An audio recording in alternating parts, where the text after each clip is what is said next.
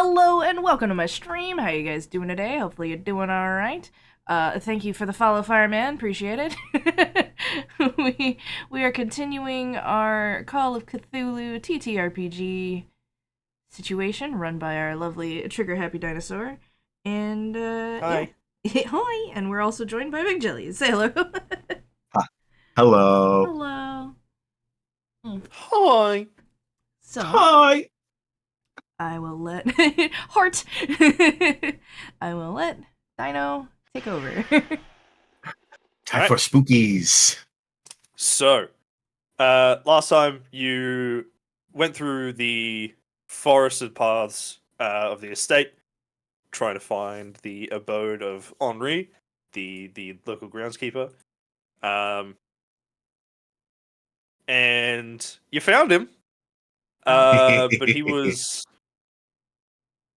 a lot more violent than you remember. He tried to basically split you jellies down the middle with a wood axe, He um, did. which thankfully you were able to avoid harm, and you socked him in the jaw really fucking hard, um, which sent him sprawling to the ground, and also sort of he was very confused all of a sudden about sort of like why you hit him and what he's doing on the fucking Understandable. floor and all that sort of Understandable. shit. Um, Understandable.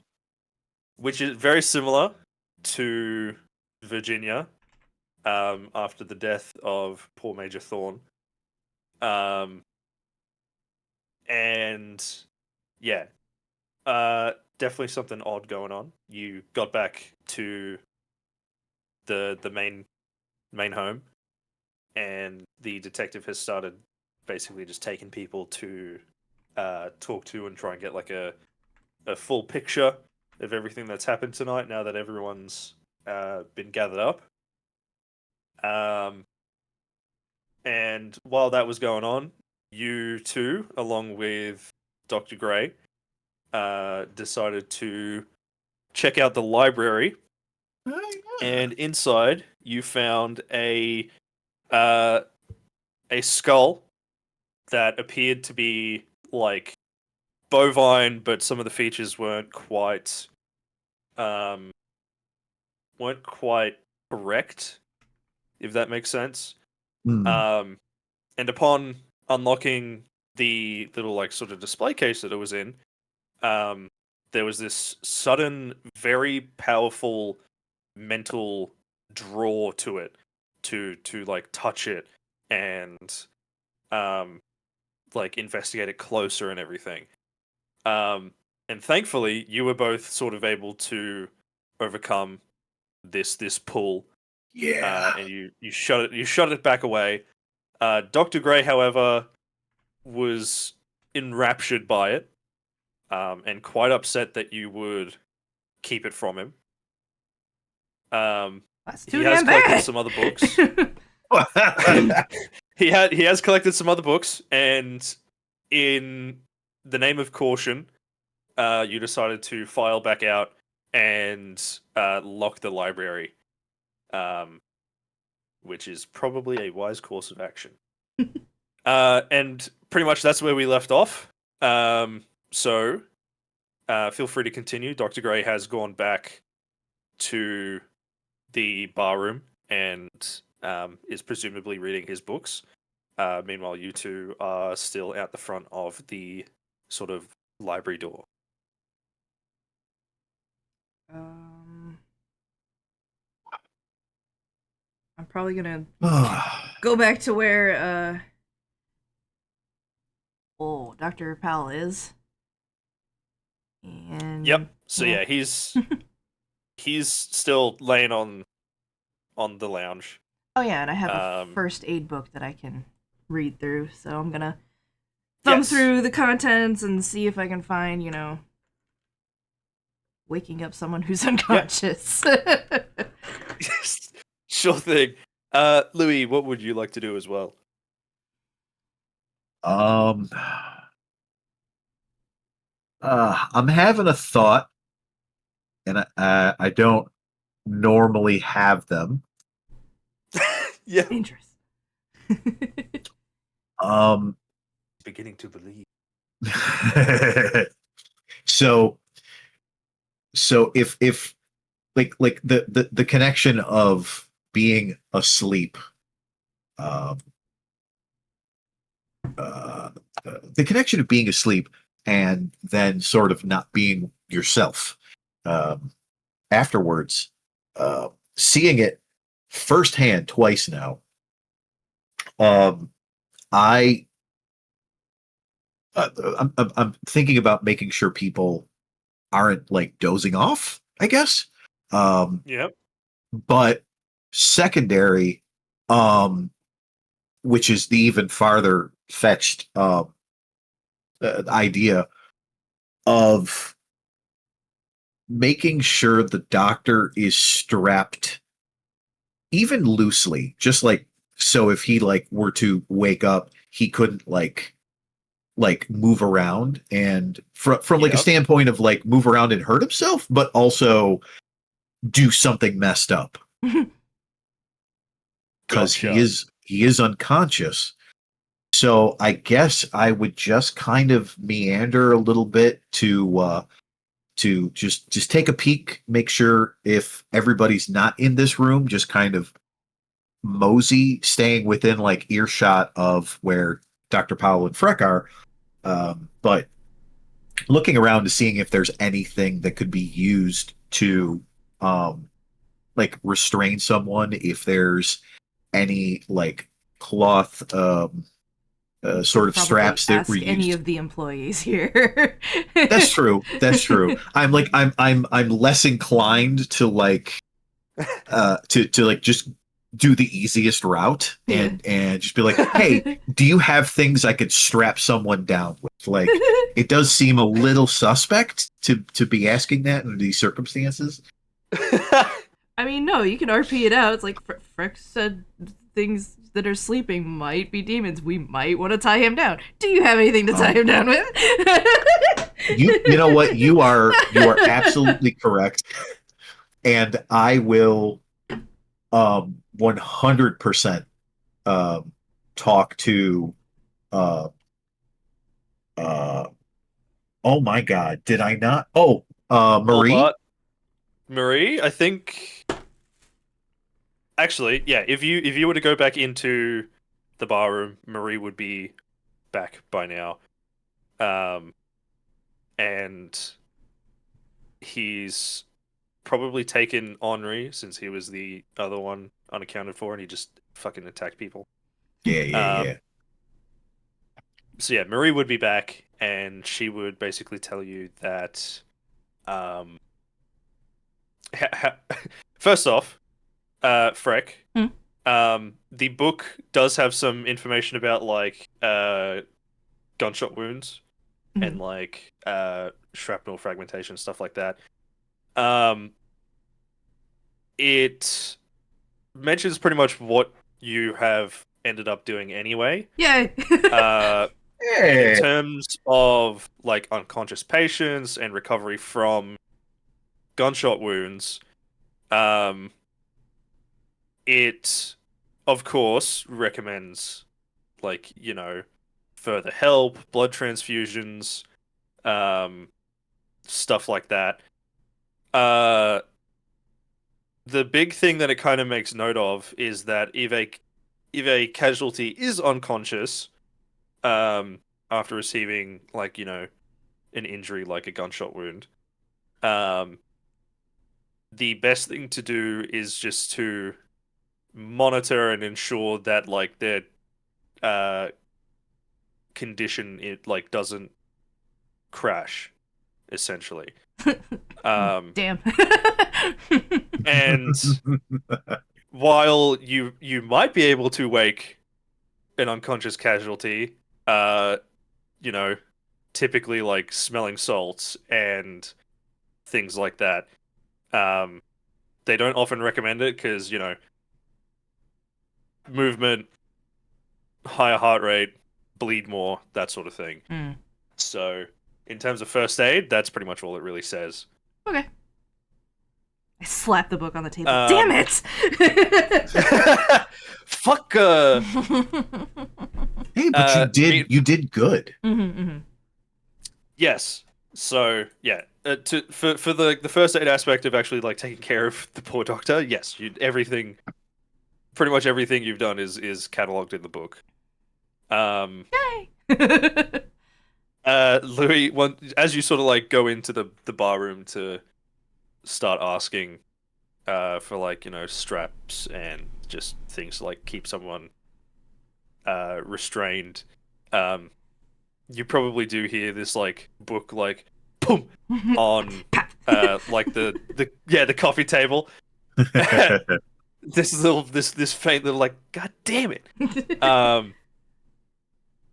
And you see Marie and she's looking, you know, quite upset. Um what so yeah, go on. How do you broach this? um, um, I who so is pretty much everybody else other than Henri like within earshot? Pretty much. Okay, all right. I mean, it's not that I'm trying to keep. I just want to know who's going to Spooky ghost overhear me, noises. who I would see. Yeah. So yeah, Ooh. I kind of other than like the doctor, Dr. Gray, I kind of like acknowledge like everybody else with like a little like a heartfelt not heartfelt, sorry, just a very subtle like wave of like just kind of lifting my hand a little bit and acknowledging them. Yep. And I mosey over to Marie and hey uh Marie, how you you holding up? I hope the detective hasn't rattled you too much. Oh, Louis, it's I must admit, little scary given the circumstances. Yeah, yeah. But I will soldier on. Uh, s- what? Uh, how are you, Louis? Oh, you know, we're doing. Um,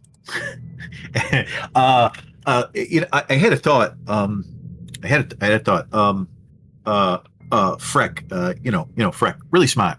Um, they made a connection, and honestly, I can't shake it. It makes sense when not a lot of things make sense.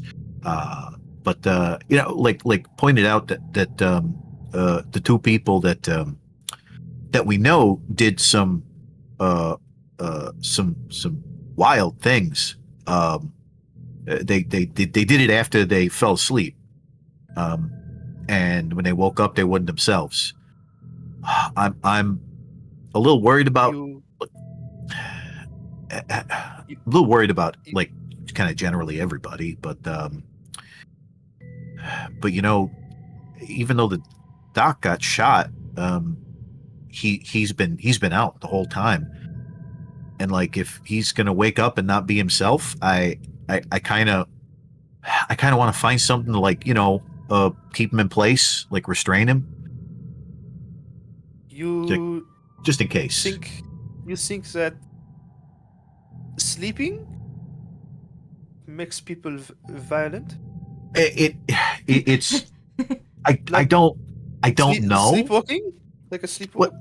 But yeah, because like Virginia, with all due respect, and if she can hear us talking, I'll like kind of like give her like a I'm sorry kind of thing, Yeah. a little I'm sorry emotion. But the like yeah, like Virginia, like she did what she did, and like Henri did what he did, and they were asleep before they did it.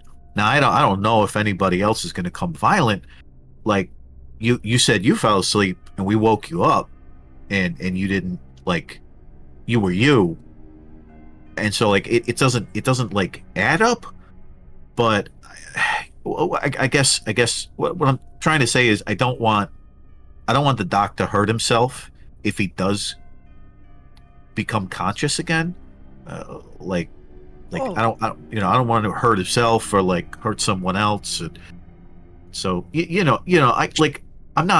don't want to hurt him. I never want to hurt him. But She gives you this like kind of quizzical look. Like she's kind of like, okay, but you can kind of see her, physically kind of relent a little bit, and she goes, I suppose, just in case. yeah, totally. I mean, if he tosses and turns, then we would not want him to hurt himself. Oh yeah, I suppose it makes sense. yeah. There've been times I clocked some amateur with a big mouth and not a very strong chin, and when they take him out the ring, they kind of strap him into the gurney so he doesn't like move and hurt himself on accident. And so like that makes sense to me. I don't know if that like makes sense to you, but it makes sense to me. Like I seen it plenty of times. She nods and she's like, from the few fights I have seen, it makes sense. I believe we have some ratchet straps in the storage. Should be near Bartholomew and my room.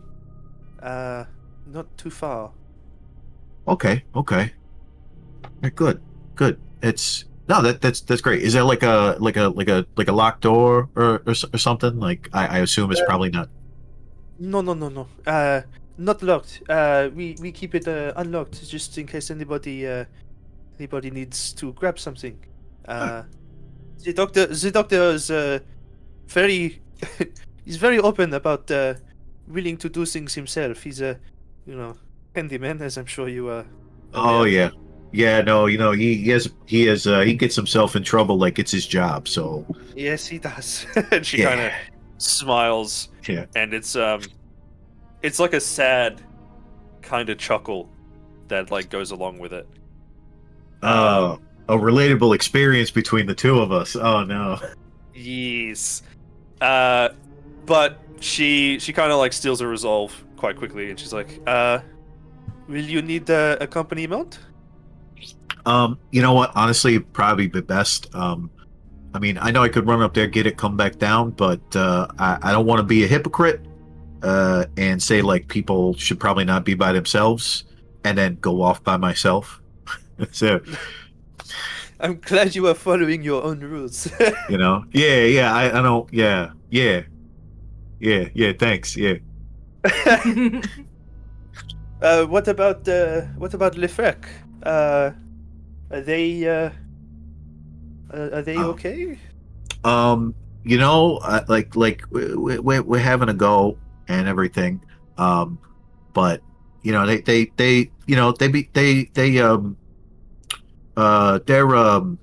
made of sterner stuff.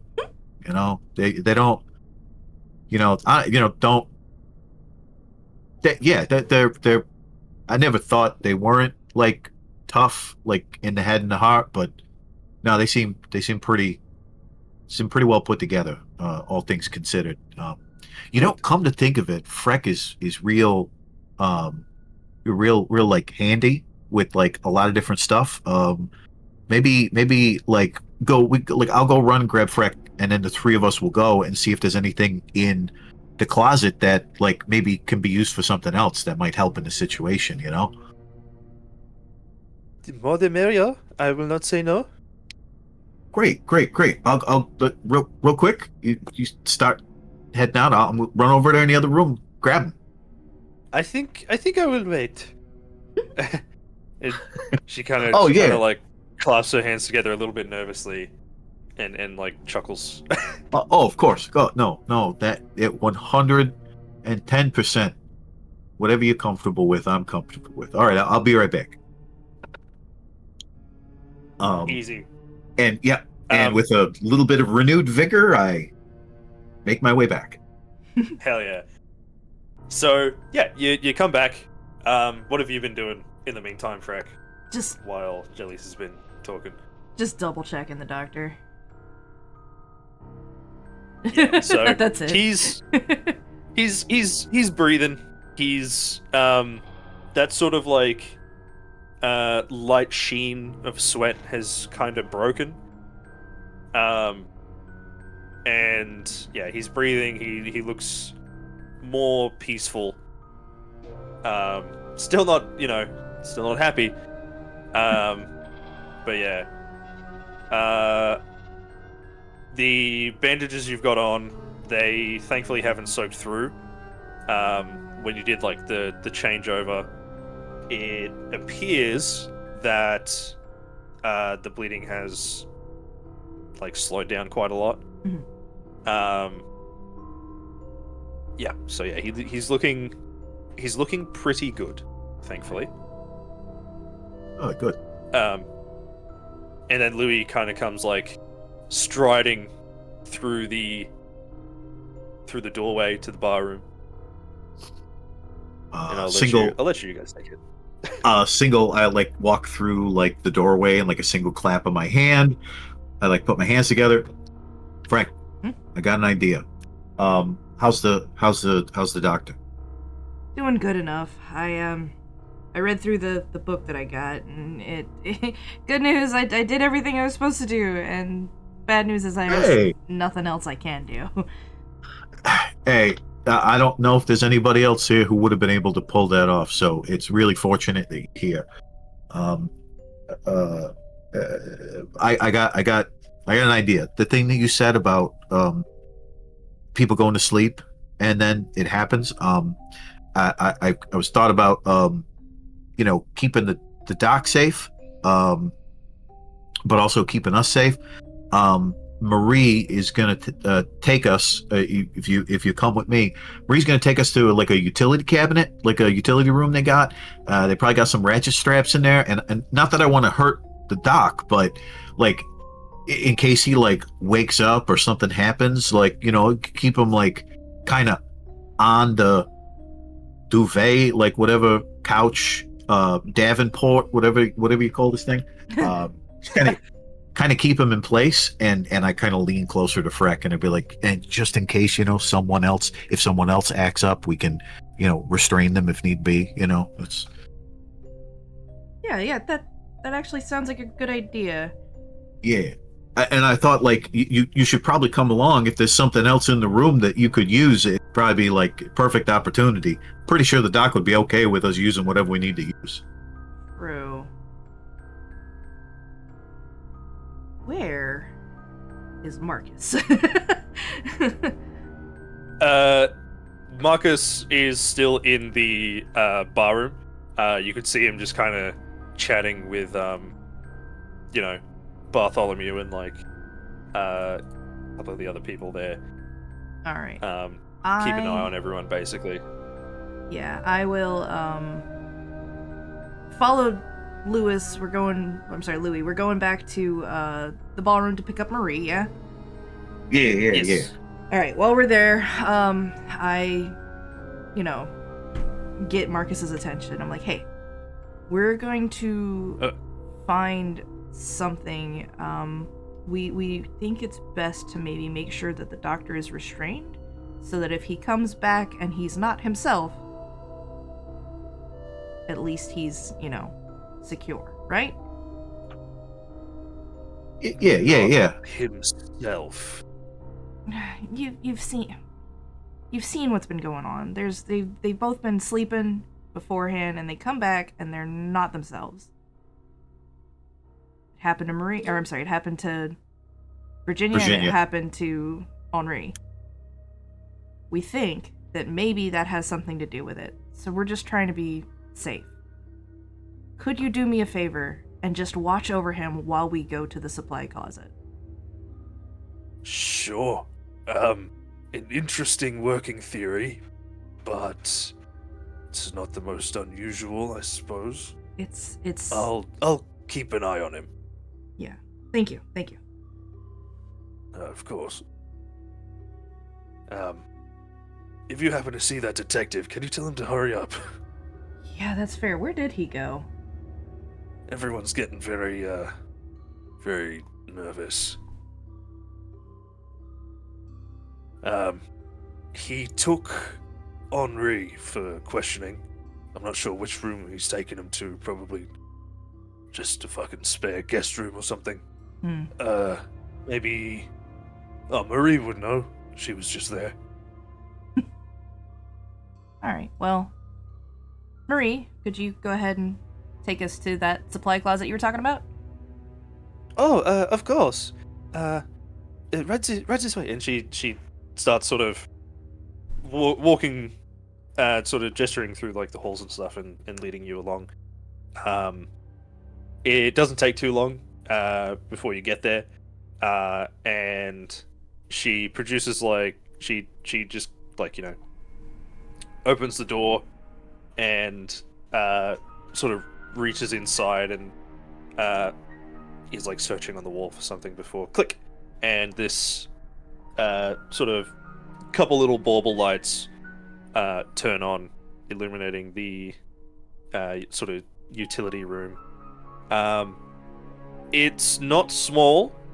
It's not huge either. It's like a full like walk-in room. There's stuff, and it's semi-organized. Stuff is like draped over other stuff. It's tried to keep it somewhat consistent and together, but it's basically what you would normally see in something like a garage that's a bit like overfilled. Yeah. And yeah, she kind of looks around and she's trying to help you find these like straps that she remembers seeing. Is there anything else that you would like to try and find in here? I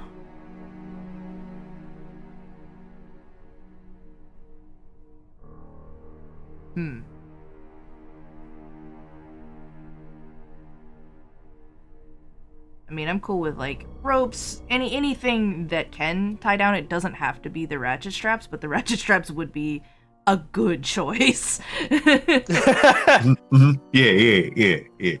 Yeah, and there are like coils of different lengths and like thicknesses of ropes, sort of like hung up, on like little hooks. Mhm. So there are those. She's still sort of like searching for like the ratchet straps. While you're searching, actually, you do sort of stumble across what looks like it is a square box, and it's got a big red cross on the top. Hey. Hey. And while sort of you're both having a look around, there's a lot of stuff here. There's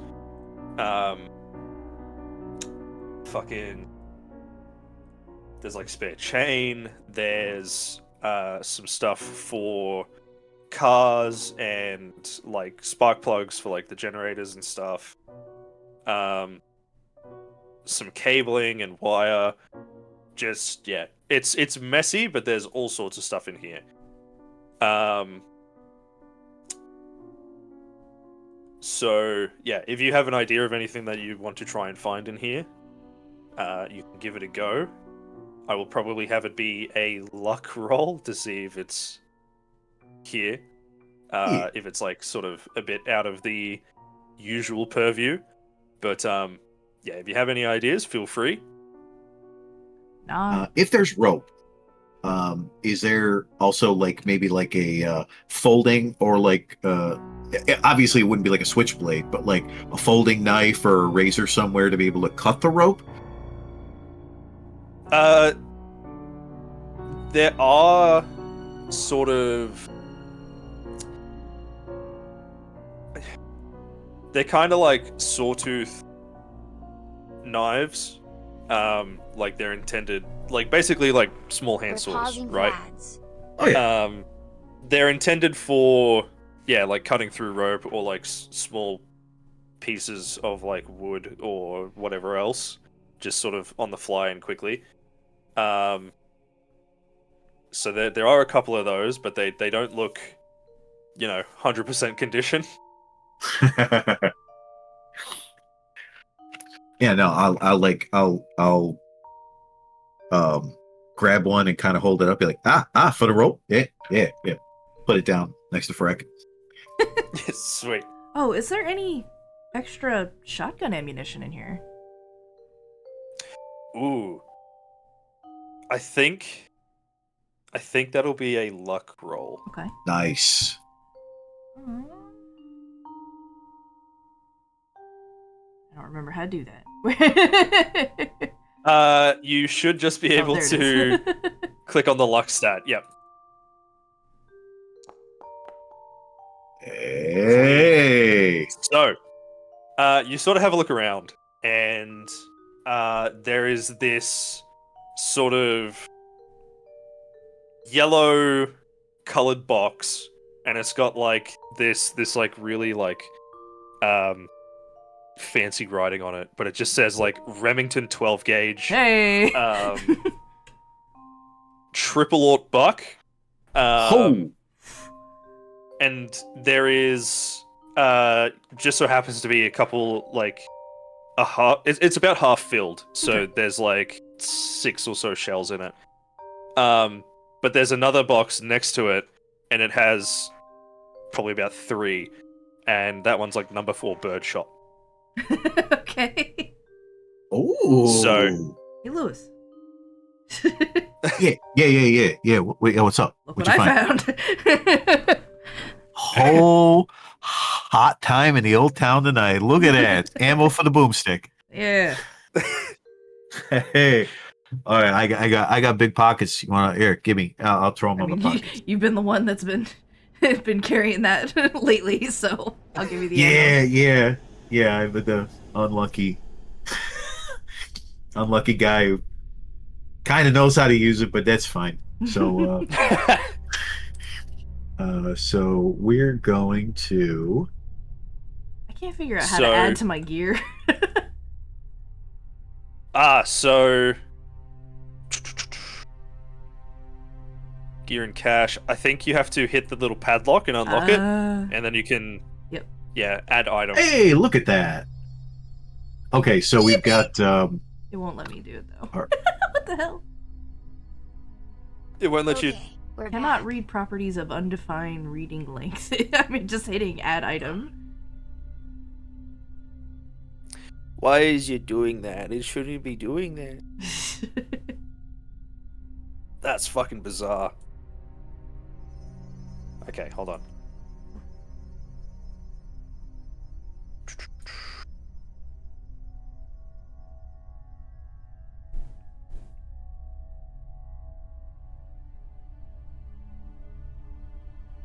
Yeah, if I can't add an item, I could always just put it down in the notes section. Oh, I can't even add an item in the items thing.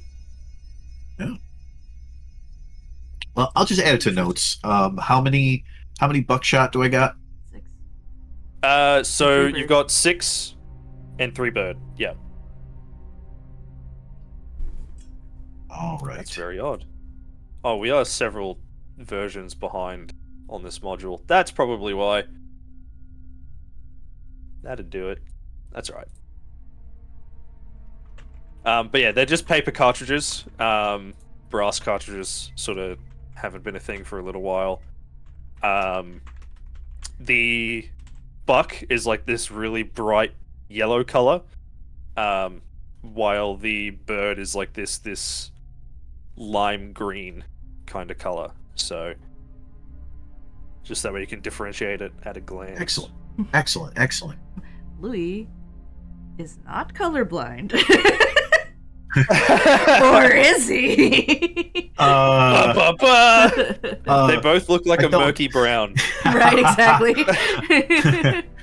I don't think this is a very safe moment for me to be making these interesting character choices on the fly. Oh man, these are both a nice shade of brown. Huh, I wonder why they look different. no. Louis can see. He's not colorblind. Okay. There's probably some tastes and smells that he cannot pick Yeah. up from all the The- concussions. I But was going to say the CTE hasn't quite gotten to his vision yet. yeah. So no, I could definitely tell the difference. Okay. All right. So, yeah, sweet. You hand over the boxes, and the shells kind of just rattle loosely inside.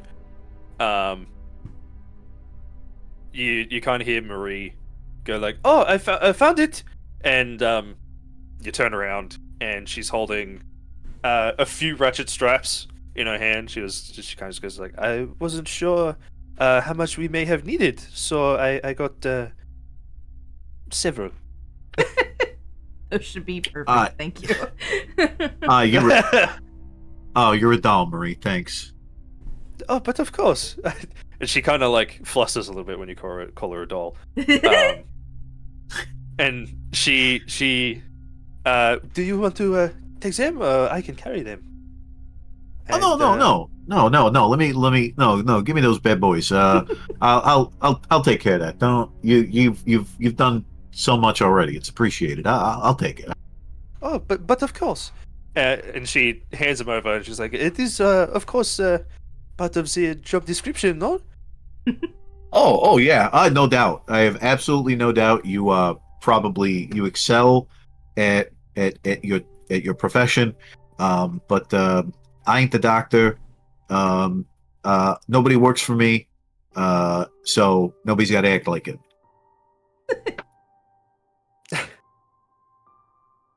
Well, perhaps I just like helping. We make it out of this thing. I work on getting the means of production back in the hands of the people, and then we'll be just fine. Louis is a staunch communist. I can't ever say it, but I call it socialism because it's a very social thing, all the people. Yeah, we all meet up and then we talk and we're like, "Hey, maybe the wealth shouldn't belong in the hands of the 1%." You want anything that needs taken care of? I take care of you. You take care of me. I scratch your back. You scratch mine. Hey. Hey. You have any enemies? They're my enemies. Hey, all right. Hey. It's like the fucking what's his name? Samar Khatib bit. Oh, yeah. Where he's like, but I got mine with pickles. Oh, you can have mine. Mine doesn't have pickles. You would do that for me? Are you sure? you do this for me? If you have any enemies that need taken care of, you let me know. You let me know. I fucking love him. He's so good. So good. He's so funny. Good. But yeah, I support his drawing endeavors. Oh, absolutely. It looks great, pal. Thanks. All right. I look to Maria. I said, "Thank you, Maria. That's really, we appreciate that. Do you need anything in here while we're here?" And she kind of looks around and sort of shakes her head, and she's like, no, not that I can think of. All right. Well, And Louis, if you're yeah, done checks here, the floor a little bit. I think we should head back. Yeah. No, good. Oui. No, good call. We just retrace our steps. Let's go. Follower. Absolutely. Yeah, and yeah, you follow her out. You're about sort of halfway back to the bar room, through like walking through the corridors, and excuse me.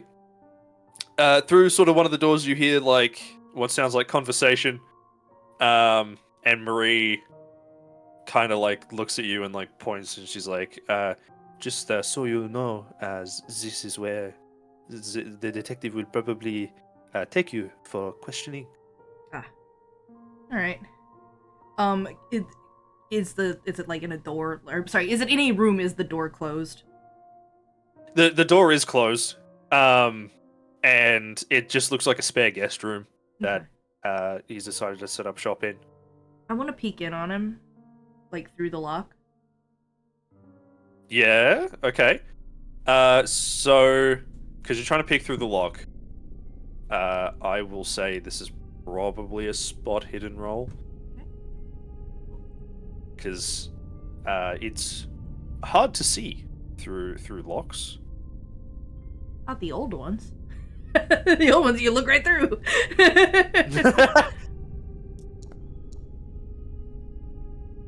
Nice, clean. And you look right through. And I look right through. Yeah, so yeah. You sort of like squat down and sort of place your eye against the keyhole. Quite gently, just so as to not like, make like a noise or a fuss.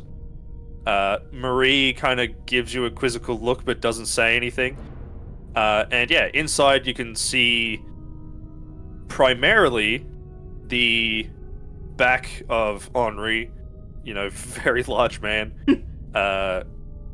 like practical strong, and you can see he's just like sitting in like a wood chair, and he's talking to the detective, who you can sort of see just barely around Henri's like arm and shoulder, just sort of based on like how they're sitting in the room. And yeah, they're sort of going back and forth. The detective is like taking notes.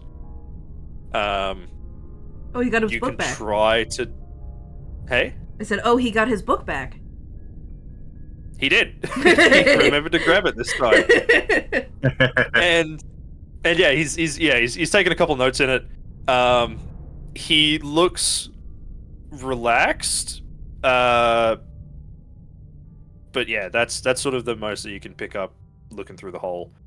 The room is like very similar to your room that you were sort of provided upon arrival. This one's a bit more quaint, I'll say. A little bit smaller, a little bit I got more a nice simple. bigger room. Yay. Anyway.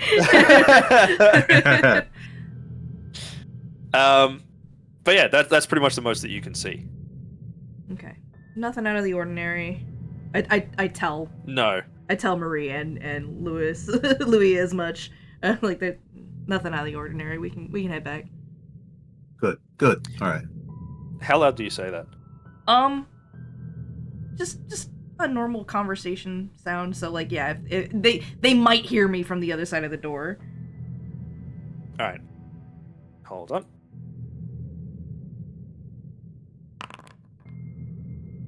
Okay. So, yeah, you continue on down the hallway. And yeah, soon enough, you're back to the bar room. Everyone is looking, quite on edge. Virginia's still pissed off. She's still in cuffs. Yeah. That's Understandable. fair. Valid. People look tired is the big thing. It is now like really quite late at night. And like the events are like sort of weighing on people, right? The adrenaline dump, it's all it's a lot, and people are looking very weary. And Bartholomew is keeping himself busy. He's like cleaning like glasses and stuff. Providing a drink or two to fucking what's his name? The chef. Fuck. Steve. Forgotten. Steven. That's it. Steven Gaps. That's it. And yes, Steven's looking a little, he's very quickly approaching the deep end. Uh-oh. And Marcus is also looking really quite tired. But he's kind of got that. He's got like an intensity about him. Like you're both well aware that he's like a hunter. And the sort of look on his face and in his eyes definitely reads like a hunter waiting for something. Mhm. Yep. He's tired, but he's on edge. Like he's just waiting for something to happen.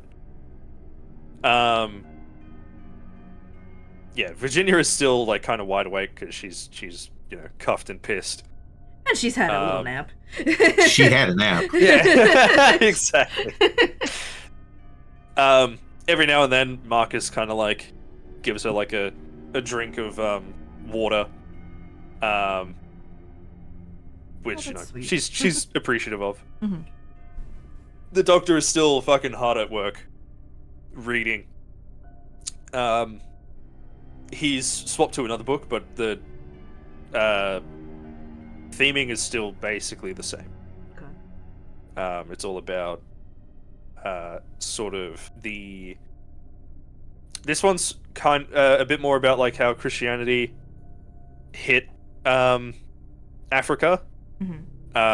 Like Ethiopia was massively Christian at this point in time, and they had been throughout most of history. That's just me fucking. That's just knowing the shit. Hell Pretty yeah. much. But yeah, this is about how like the conflict between a lot of the original belief systems Mhm. and Christianity. As it do. And how yes, and how a lot of those old systems either transformed with Christianity, were wiped out, etc. But yeah, that's basically what the book's about from like the title. It's just about like the expansionism of Christianity and like a lot of the old beliefs. Nice. And again, he's kind of, if you were to take like a closer look, he's kind of like reading through like 1 to 2 chapters quite intensely. He's studying for Yeah. sure. But everyone's there except for Henri and the detective. And it doesn't take too long before they come back as well. Henri is kind of he looks stern, like serious. And then the detective gestures towards you, Freck, but then also you, Louis. And he's like, "You too, come on." Oh, we've still got. Well, Louis still has the straps in his hands. What you doing with those straps there? Okay. I'll try and make a long story short. Doc's unconscious, and obviously he's hurt very bad. If he like wakes up and like moves, he could make things a lot worse. So we were at least going to secure him down so he doesn't do anything, like to himself to like hurt himself. Okay. All right. Go do that, and then meet like you come here again, and then we'll go and we'll have a talk. Yeah. Oh yeah. Yeah, sir. Yes, sir. You don't gotta call me sir. Don't gotta call me sir. Yes, sir.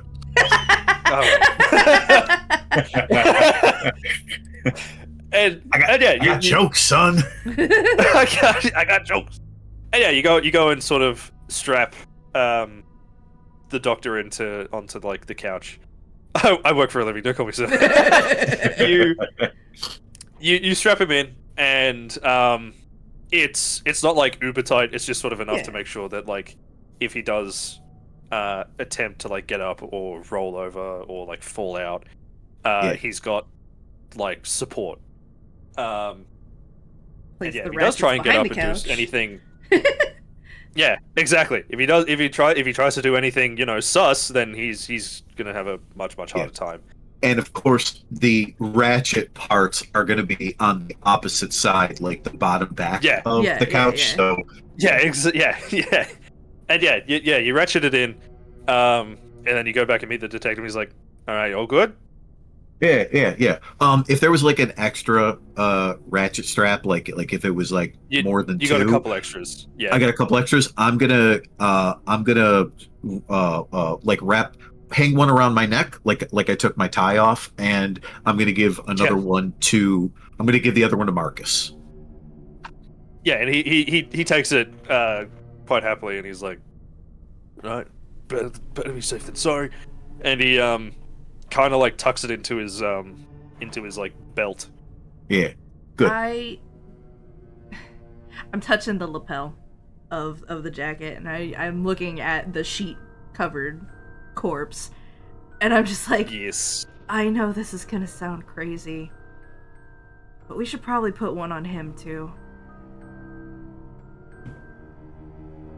The detective kind of looks at you. He's like, look. I know. Shark is a crazy thing, and it does strange things to the mind and the body. He ain't getting up. I shake my head. I look to Marcus, and I just say, okay. Yeah, Marcus kind of just shrugs. I'm kind of like appealing with my eyes, like, please, just. I think, please. I know this is stupid. I know this is crazy.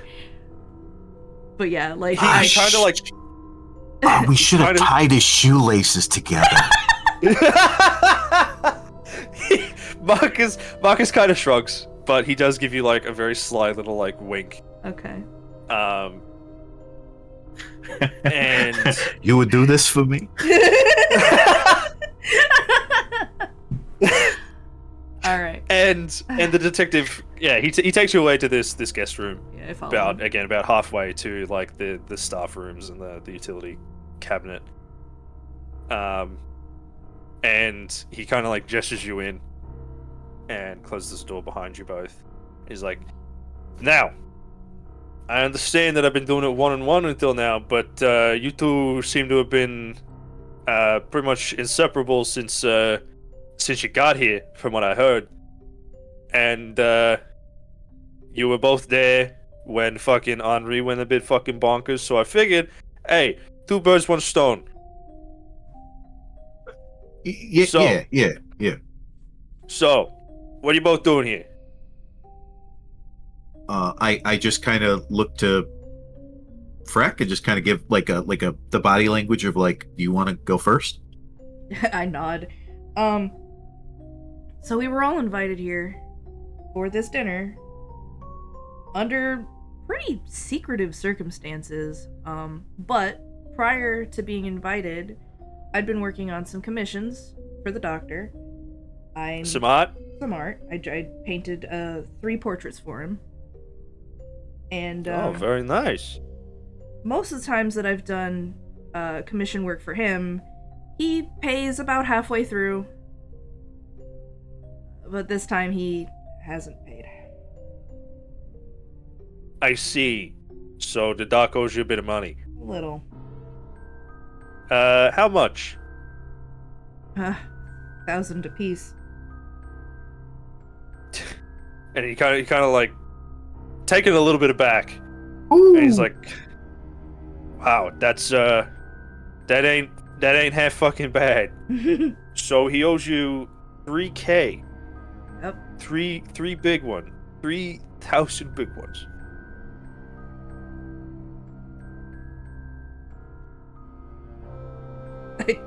I don't know what else to say. I'm like, yeah. Okay, and you, Mr. Frizzetti? Yeah.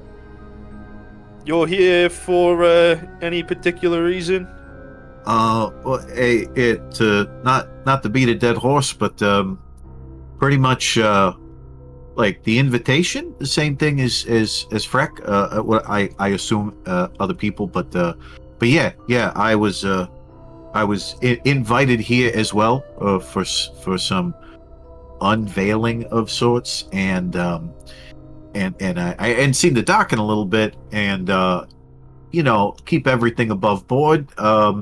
He he also, he got, owes me a little bit of money. I knew the doc was good with it. Last time I saw him, he promised he would, because he was, it was just kind of a moment, and no problem. I trust the doc, but I'm not rich, so I figured come here, you do whatever the doc does, and then I talk with them afterwards. Maybe get a couple bucks before we leave. So he's like, he like writes in the notebook, and then he kind of like rubs his eyes a bit. And he goes, "So you both owe him. He owes both you money. Yeah. How much? How much does he owe you, Mr. Frazzetti?" Um, I'll be honest, Detective Stone. We didn't really talk about an amount of money. Usually he just gives me some, and that's good. We never really discussed like an amount. But Actually, now that I think of it, it's odd that you don't have like a specific rate. What kind of what work did you do for the doc to have him owe you? just I was sometimes you need muscle. You need muscle. You carry stuff. You need muscle to like open stuff. You need muscle to like maybe scare someone off that's maybe bothering the doc. Right. You So know, it's, use security, bit of a not really a patsy, but more of just a hot ass. yeah. No, none of that. None of that. No, just being like a right hand man sort of thing. Did a little traveling with them. Yeah. All right. So use both here because you've been invited. You, Freck, he's a client of yours for your art, and he owes you a lot of money. Mm-hmm. Louis, he pays you for work, and that work is an indeterminate rate, indeterminate amount at the end of the day, but he does pay you and use muscle. Yeah.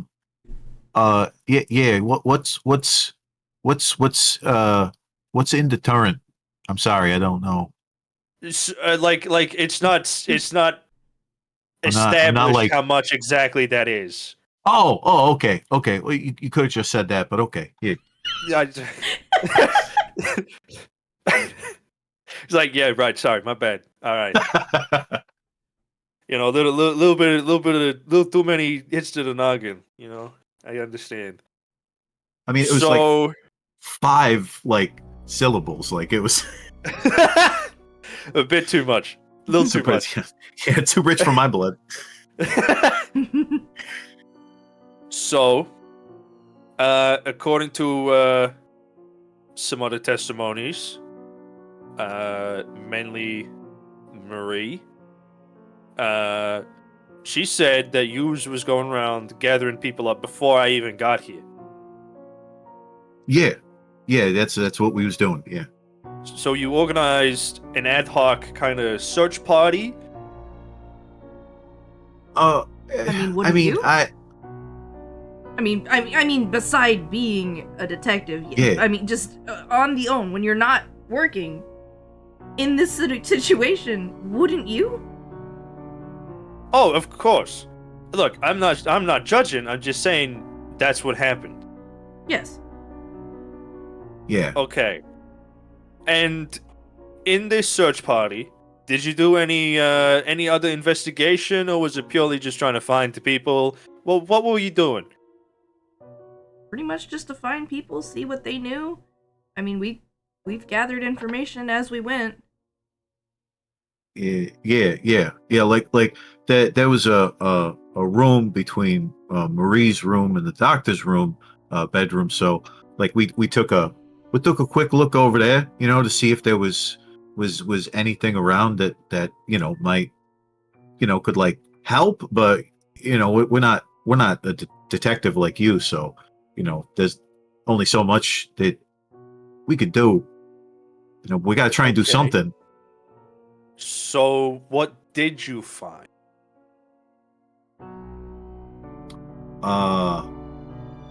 Oh,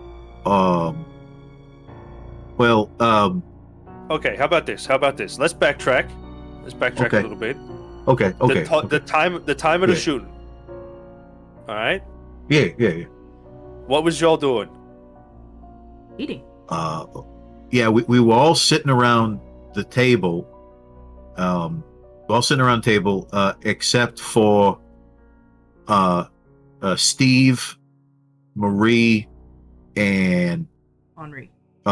Henri, because Henri was outside, Marie was sleeping, and Steve was in. He like making the food. Man, I'm hungry. Yeah, it kind of dawns on you that it's been like all the activity and the adrenaline. It's kind of gotten to you a little bit. Yeah. So like we was all sitting at the table, getting ready to like eat, and the doc was like gonna, like he was making it like, oh, he was gonna tell us why we were all there. Whatever the special thing was. But he didn't get a Um, chance. But yeah. So he got up to make this announcement. You was all sitting there to have dinner, and then he was shot. Yep. The lights, right? The lights, like all the lights in the place like went out, And like then it he went was black, and then he was shot, and then the lights went came back on. And you at the mention of the lights going out, he scribbles in his notes. Yeah. So I the turned to lights went Freck. out. And I'm like, oh shit! I don't think we ever like investigated the generator. Like, if it was like okay, if it was like messed with, like I don't know. Or if it's currently according running where to- it wasn't. Well, from my understanding, according to Henri and Marie, from the layout of the building they's given me, the generator is out near. There's two generators. There's one sort of outside the building, in its own little generator shack, and there's a backup one near Henri's place. So it's interesting that you mentioned that the power went out before the shooting. So the power goes out. It's completely fucking pitch black in there. Yeah. And then, boom, Doc shot. Boom. Yeah. And you didn't see anything about who did it? Nope. We were investigating. That's why we were gathering everybody. Yeah. And like the moment the lights came back on, like we didn't like. It's like maybe like the doc wasn't like standing no more, and like Freck just like jumped right to it to like help him and see what was wrong. We did. I didn't. Commendable. I didn't see nobody. Nobody extra, I should say. Yeah, All when right. I heard the shot, I dove under the table. And when the lights came on, since I was under the table, so was the doctor. You saw the Doc. I see. And so when you say jump straight through it, Louis, you mean that you, Freck, you went straight to rendering aid? I'm assuming. Yeah, me and the major. You and the Major. Okay, and he writes more in his notebook. Speaking of the Major, what happened there? Yeah. I understand this is tough Yeah. No. Yeah. I Call. can't. for both of you. He's gone. I can't do nothing about that. So there's no sense in being sad about it. I wouldn't say that. Well, we all got a ways to deal with trauma, and some of us just block it out until it's too much. I do that. Probably not a good idea, but go on. Yeah. No. Yeah. He gives you like a very knowing look when he says that. My man's got his flask in his coat, ready to forget the day. Yeah. Yeah. So like it was all happening, right? And like it was like getting to me, and like the Major, like he Hold on, He's seen some shit. You're going too far. Let's back up a little bit. So Okay, yeah. in looking for everybody, we found Steve in the kitchen, and he heard the gunshot, and he dove for cover himself and armed himself. So when we found him, he attacked us, but we talked him down, brought him back to the group. Then we went and found Marie. She was asleep when we found her. I had Marcus go ahead. That's what she said. I had Marcus go ahead and not like that and search the room, and he didn't find anything out of the ordinary, just in case, because I mean, like, when you're sleeping and you don't hear a gunshot, it's really. Oh yeah, trust me, you don't suspect. gotta say nothing about that. That one, like, I still don't know. Like, I mean, demons are not, and I'm sorry, I can't believe I'm fucking saying that. But whatever this is, because it seems very supernatural, demons or not hearing a gunshot while you're asleep is really suspect. But anyway, we brought her in. When you mention like demons and like the supernatural, his face does like very briefly kind of like shift into like a like, what the hell are you talking about? just this look of like incredulity before he very quickly regains his composure. I agree. I don't believe in these fuckers either. But anyway. Oh no, I'm not saying nothing. Look, it's a theory. It's a theory. But please go on, continue. After we brought Marie back, we decided to check the doctor's library, maybe to figure out, why he gathered us here, to see if if we could garner what it is that he found, because he was excited. He found something in Uganda, and he wanted to tell us about that, and that's really all we knew. So we went. Right, because he's a fucking, what do you call him? Africanologist. That's it. Yeah, thank you. So you think that was like the big thing? Something. I think something to do with his discoveries. So how'd you find out that it was something in Uganda? Well, when we went to his office. Yeah. So yeah. you looked through his office. Yeah, we looked through his office. We I searched through some papers on his desk, and I found something. This is why I say demons. I found something about the there was a group of there was a tribe that, with a dead stare, I'm like staring off in the distance, and I just say, "Land of Ash." Right. Yeah, and yeah. I kind of just like, whoa, because you didn't read the paper. I didn't read the paper, and I just like Land of Ash. Yeah, they right. Yeah, I know. I agree. I don't get this, but but so. Well, no, I divulged that. Okay. I'm like, wait, you didn't read the paper. So. Oh no! Wait a minute. No, the doctor. When you checked the doctor, when you were helping him, he had his paper in his pocket, stuff on himself, and I think that was listed on the paper. We did actively talk about. Okay. So yeah, the Land of Ash. It was mentioned. There were mountain people. They weren't as nomadic as the others around them, and they lived in a mountain, and they dug too deep. Something like that. Okay. But anyway, I don't know if that's important. He's really struggling to like maintain his like. I know. not laugh right now. Yep. It's totally fine. It's totally fine. But like, yeah. But as I was doing that, we also found his bedroom that was, attached to his office, and he had set up my paintings. And everyone that was there had a strange reaction to my paintings, and I don't know how many artists you know, but like that's not a brag. Okay.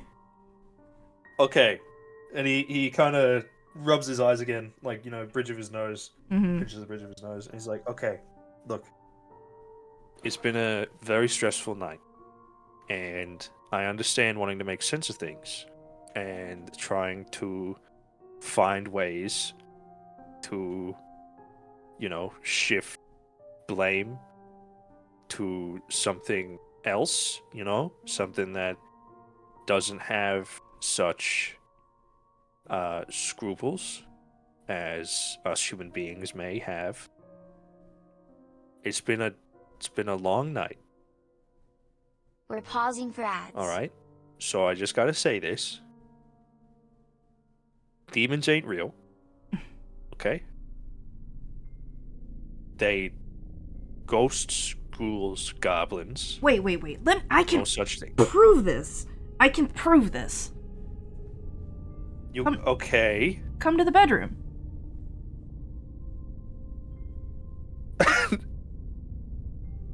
I look at I look at Louis. Right? Like you felt it. I know Bartholomew felt it. I felt it. Do you think that's a good idea? Should we just bring him to the bedroom? Like, I'm kind of like slack-jawed for a second, and not because I don't want to say anything, just like kind of like completely forgot about the paintings and like smoothed that all over, and you brought up the paintings.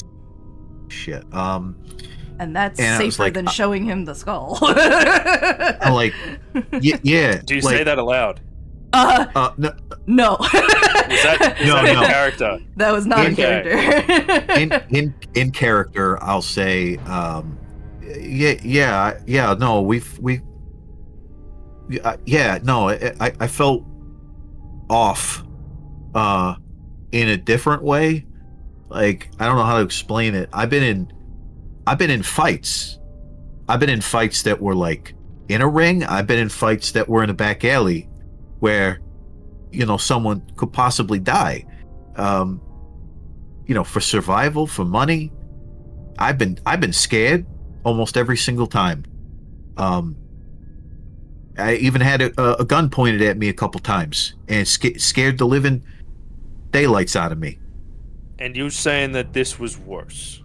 It was like different.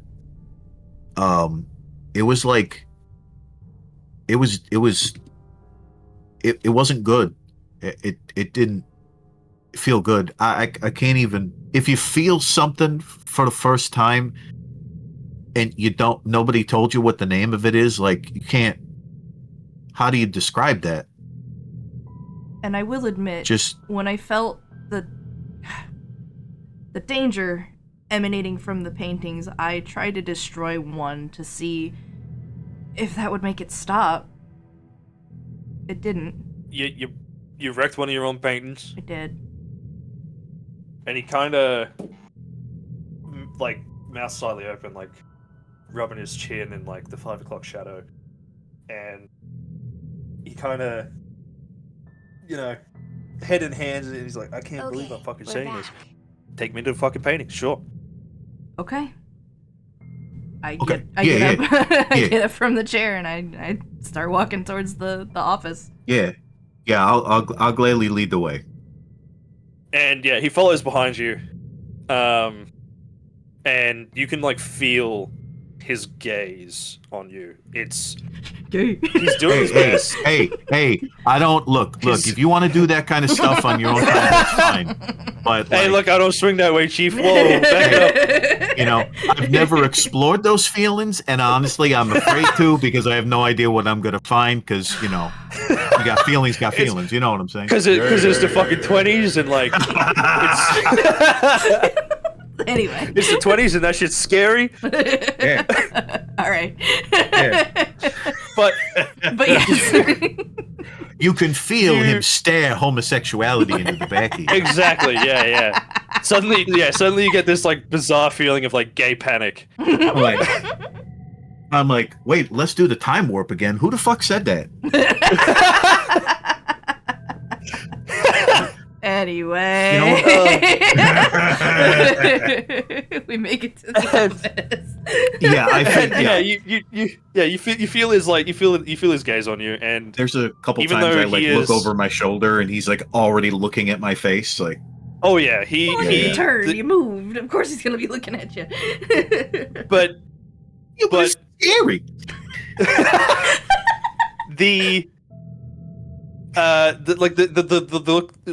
the look that he is giving you is even though he's like sort of maintaining his like outward composure, the look he's giving you is like drilling into you that like he is very wary of the both of you very suddenly. Oh yeah, Understandable. no. Yeah, totally out of character, 100% valid. He Yeah, still correct. doesn't know I have a cane sword. and he won't. Oh yeah, he thinks you just carrying a He cane won't. around. Yeah, Yeah. he won't. Yeah. Hey, don't start none, won't be none. Exactly. Anyway. But yeah, you get to the office and it's still unlocked from when you were in there. Mhm. And yeah, his bedroom, there's the paintings there, and you guys don't have to, do a power or anything. There's that like feeling emanating off of them again. Somehow it is stronger since last time though. I would walk in front of everybody the whole way, and I would definitely hesitate at the doorway out of that little hallway closet. I would like Yeah. hesitate for a moment, and then I'll like look over my shoulder and see the detectives right there behind me, and I step through And he I kinda motion gestures for you to towards. keep going. Yeah, I motion towards them, but I honestly turn my back on them. I can't look. If all three are still there, I cannot fucking look at them. I look away. Yeah. He kind of gives you this look that's like, what's the big deal? And then he looks at them, and his face and like entire demeanor just drops. Yeah. Welcome to the party.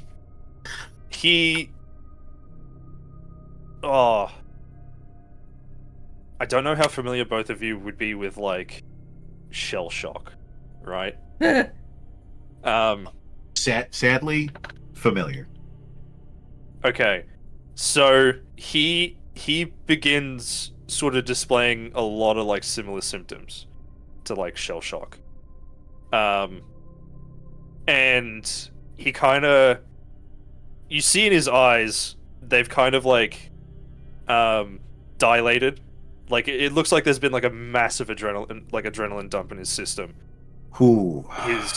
His breathing is like faster, and he kind of has to tear himself away, and he kind of shakily reaches into his coat, pulls out a little steel flask, and he holds it in his hands, and he looks at both of you and he's like, that's some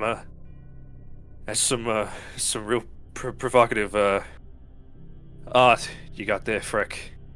I'm just nodding And quietly. he rubs his face. He's like clearly trying to get himself under control again. And he opens up the flask and he takes a swig. Okay. So I admit, yeah, that felt awful. But I don't see how that has anything to do with the current situation at hand. Still. It's I- not telling I- you that there's danger. It's not telling you that this place is not the place to be. It's not telling you that this might all be Dr. Powell's fault. It's irrational. It makes no sense. It makes no it's just sense. I fucking- agree, it's just- but you it's are just- hearing what it's It's telling just you. Yeah. paintings. That's It's three. just- That's three of us. It's Yeah. just paintings. It's just paintings. I'm gonna reach over while the detective is trying to convince himself they're just paintings. Yes. I will reach over onto the bed, and any like sheets or cover that's there, I'm gonna whip them from the far side of the bed over towards the paintings to like just drape them over the paintings. Okay. You Just cover them. Yeah, you grab the blanket and like you like whip it, and he actually like whips around very quickly, Fair. defensively. As Louis would be a little caught off guard. Me, that was the test. I want to see how fucking on edge he is. And yeah, you can see his like hand. You can see his like hands go up. He's still got the flask in one hand, but it looks like he's ready to like fucking like piff it. And like and my hands go like half up, like hands up kind of thing. Like, whoa, hey. Sorry. Like, and he kind of like catches himself, and then lowers his guard a little bit. He's still on guard, but he's not like actively defensive. Yeah, no disrespect, Freck. I don't want to look at them anymore. No, that's fair. I don't either. And he looks at you, Louis, and then he like turns his head to look at you, Freck.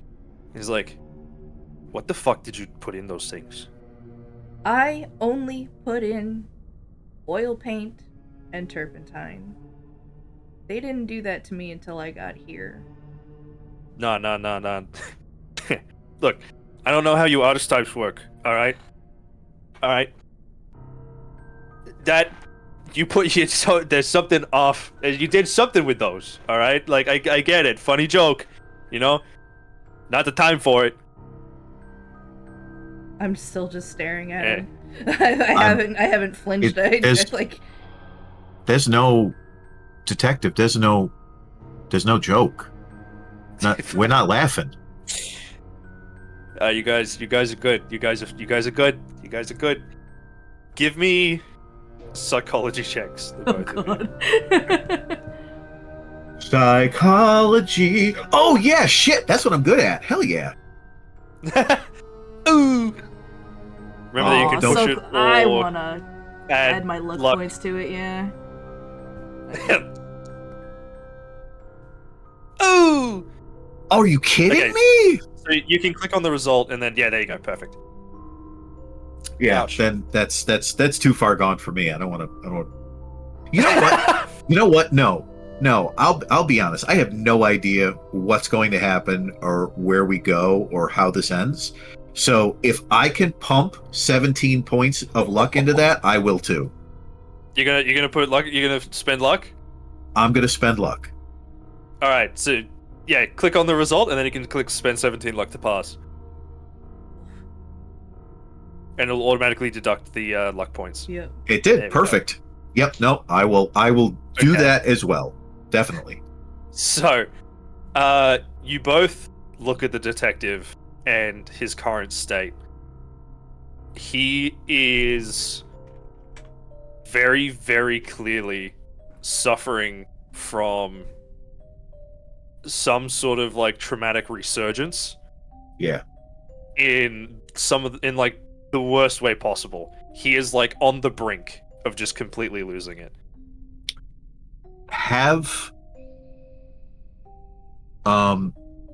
Is there any knowing people is what Louis kind of been we both doing. just like hook under one of his armpits and drag him through the closet. You know what? Yeah, you're right. We go to. Oh, I'm gonna kind of like do the same actions, like the slow move towards him that Freck would do. Yeah. But then I kind of like put a hand, like he sees my hand moving, and I kind of like put it like on his like shoulder. Like I don't grab him. I just kind of place my hand on him lightly, and like let's go, detective. Let's go. Let's get out of here.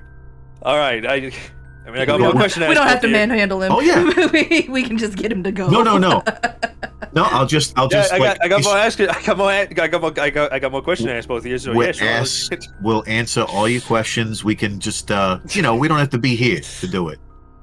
Yeah, I don't like this feeling. This sucks. This sucks. That's it. That was good one. Good one, you two. Yeah, very funny. Very funny. And he sort of like takes another swig from the flask. Yeah, no, valid. fucking demons. We can. Mind bending As- shit. Fucking, As we're walking, I'll try and fucking like insanity. joke with him, and I'll be like, Doc's got some good stuff behind the bar. If you need to refill that before you head out. He kind of chuckles. He's like, "Hey, look, won't ask, won't tell. You know what I'm saying? Hey, you don't tell nobody about this thing. Look, You don't tell nobody hey, about this thing. I don't hey. tell nobody either." 10-4, 10-4, 10-4. Read you loud and clear. He's very slowly starting to sort of come down from this fight or flight response. But I point at him. I And- point right at his face and I go, you see, you felt it. That's what Louis was going through when he went back down to the lounge.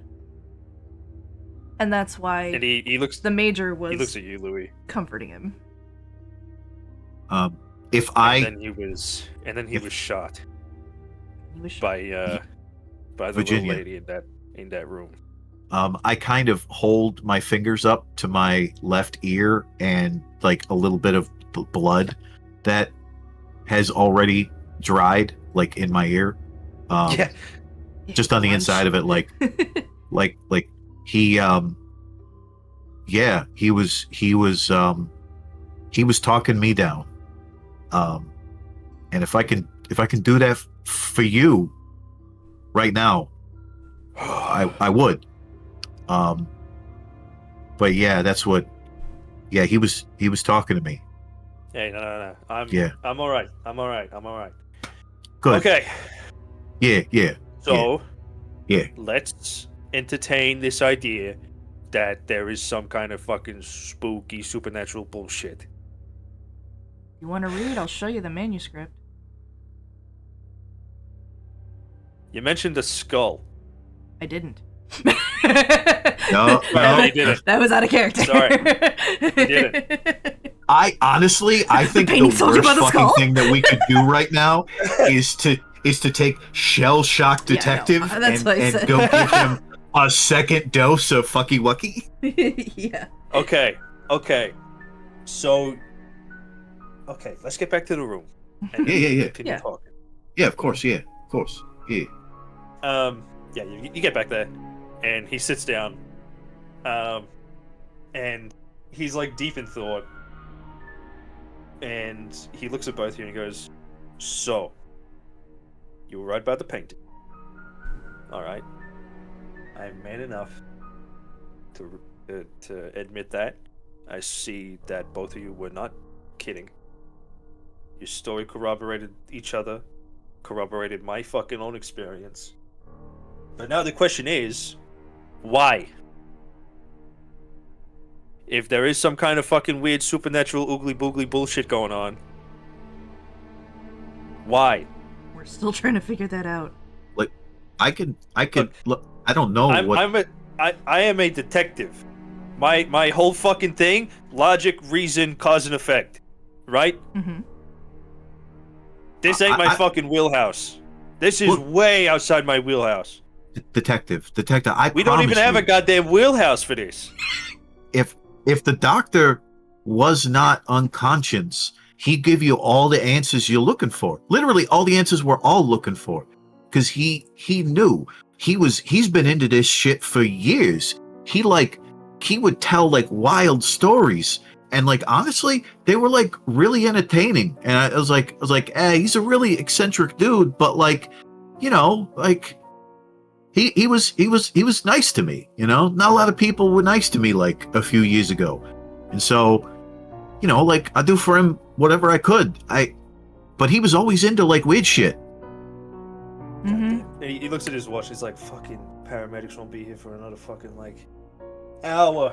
Like Still? Louis actually gets like a moment of anger, just like when I pulled the gun out of Virginia's hand. Like I get angry. What the fuck are those fucking paramedics? Look, it's late. They's coming from a different city. Day's coming. All right. Yeah. No, no, you're right. Yeah, yeah. I'm sorry. Yeah, you're right. I'm sorry.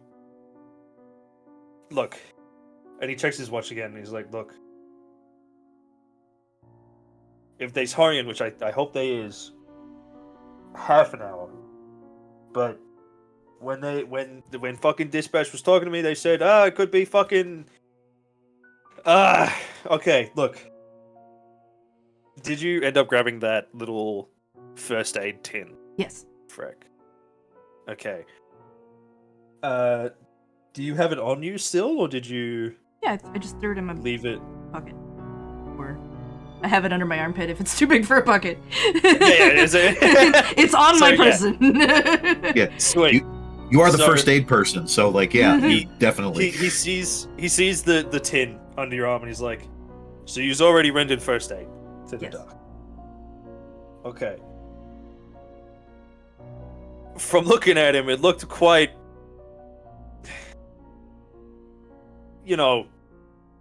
what we would call battlefield medicine, where it's just, shit, this is on hand, smack it on, that'll the do. major's help, and he was. I just trail off. Yeah. No, you don't have to say anything more. Alright, look. I don't think I need to fucking spend any more time interviewing folks. Alright? Look, as fucking weird as it sounds, I think there is some fucking credence to your bizarro fucking spooky theory, but like, I just don't understand what or why. Because if it was the doc's fault, as you suggested, he's been shot already.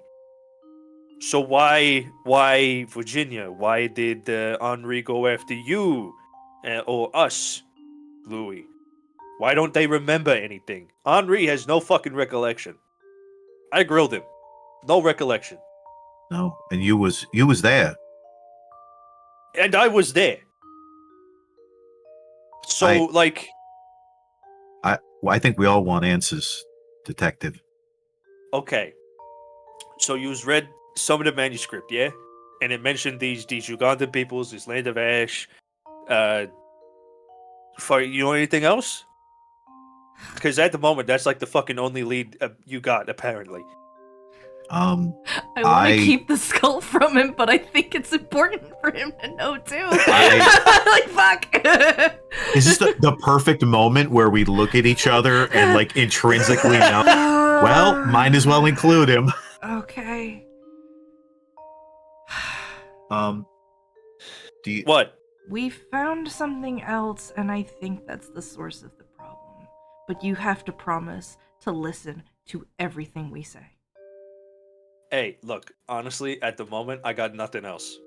Okay. Just fucking go for it. All right. There is a very, very strange skull in the library. It's locked up Okay. twice. We locked it up twice because we think it has something to do with this. And Okay. did you talk to Dr. Gray yet? No, haven't had a chance. We found Yeah, the he skull. was- He's just I so found fucking the buried in key those books. to unlock the skull, and when we opened the door to unlock the skull, all three of us were very, very compelled to touch it.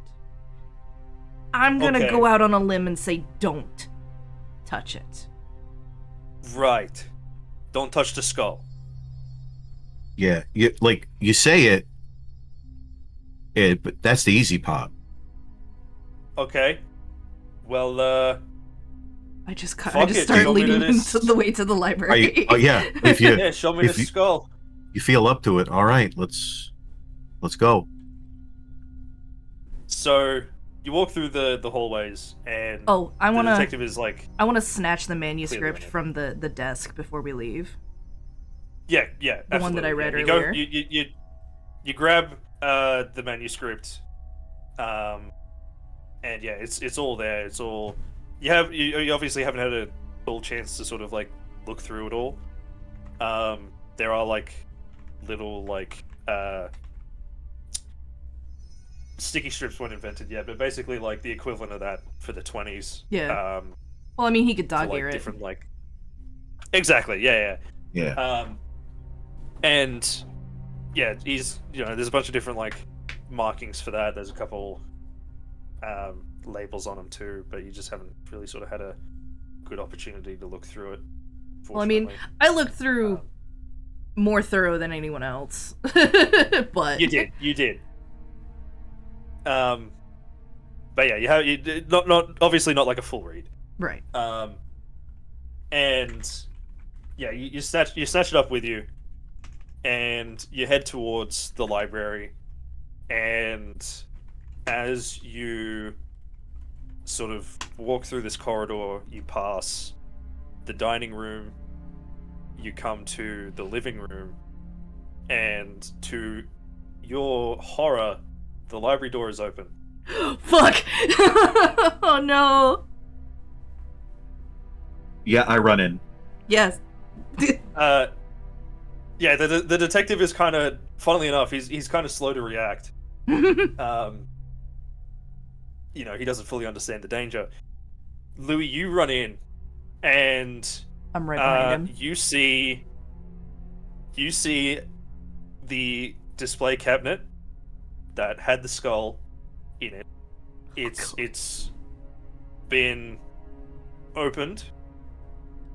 The sort of like lid has been like tossed to the side, and it's a little like smashed and cracked, but it's still sitting there. The skull? The skull's still inside. It's still sitting on the little like display stand. Oh, it's wide open, but it's sitting on the display stand. Yes. And you are feeling that like itching at the back of your mind again, and you smell this. You smell the smoke again, both of you. Mm-hmm. And give me a listen check, both of you. Oh, good. Shit. Oh no. Shit. Yeah! Oh. No, Are you fucking kidding me? That's I thought it was 0, Sorry. not 100. But no, you're right. Louis, you can push yours. Freck, you cannot. Nope, I cannot. No, I'm 100% 100% gonna push. Yeah, Okay. so I'll spend that. Okay, pushing is a little bit different from spending luck, but Oh, that's still I'm work. sorry. I'll spend luck. Yeah. Yeah. No, that's all good. Another 17 points. Holy shit. Okay. Yeah, I barely So- touched it. We're 34 in, baby. So, Louis, you hear shuffling to your right. Freck, unfortunately, that like itching at the back of your mind and that like anxious voice telling you like away, like awful, horrible things are like going to happen. It kind of like clouds your thoughts entirely. You just hear like the blood pumping in your own ears. I'm clutching my cane sword. Ready to draw it. So yeah, Louis, you hear the shuffling to your right, and as you turn to look,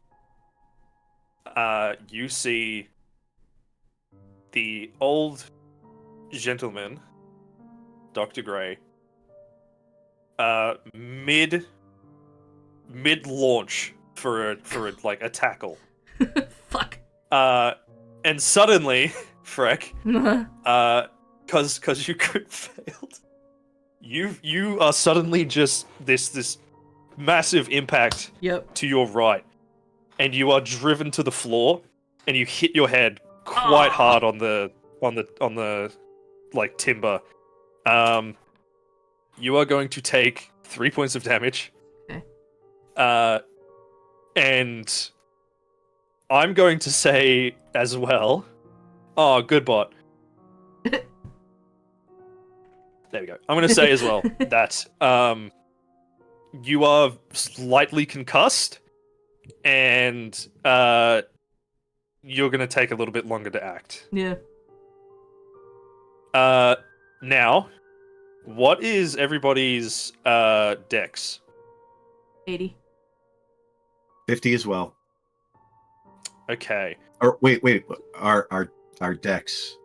Oh yeah, my dex Yeah, 50. dexterity. Yeah, Frex is 80. Yeah. Okay, so because you're a little concussed, Freck, Louis gets to move. Yeah. And yeah, Dr. Gray is basically on top of you, and he's like essentially like pinning you down. It is bizarre how like strong he is Yeah. right now. And I think it's great that it's when the you old sort man. of yeah, when you turn to like look at him, you and like Louis, you might notice this too. When you saw the eyes of like Virginia and Henri, it just looked like they weren't there. His pupils are like entirely dilated. Like you can't even see the iris. Oh shit. And yeah, he's on top of Freck, and he's like winding up to like basically like hammer fist. Yeah. So Louis, what are you doing? I am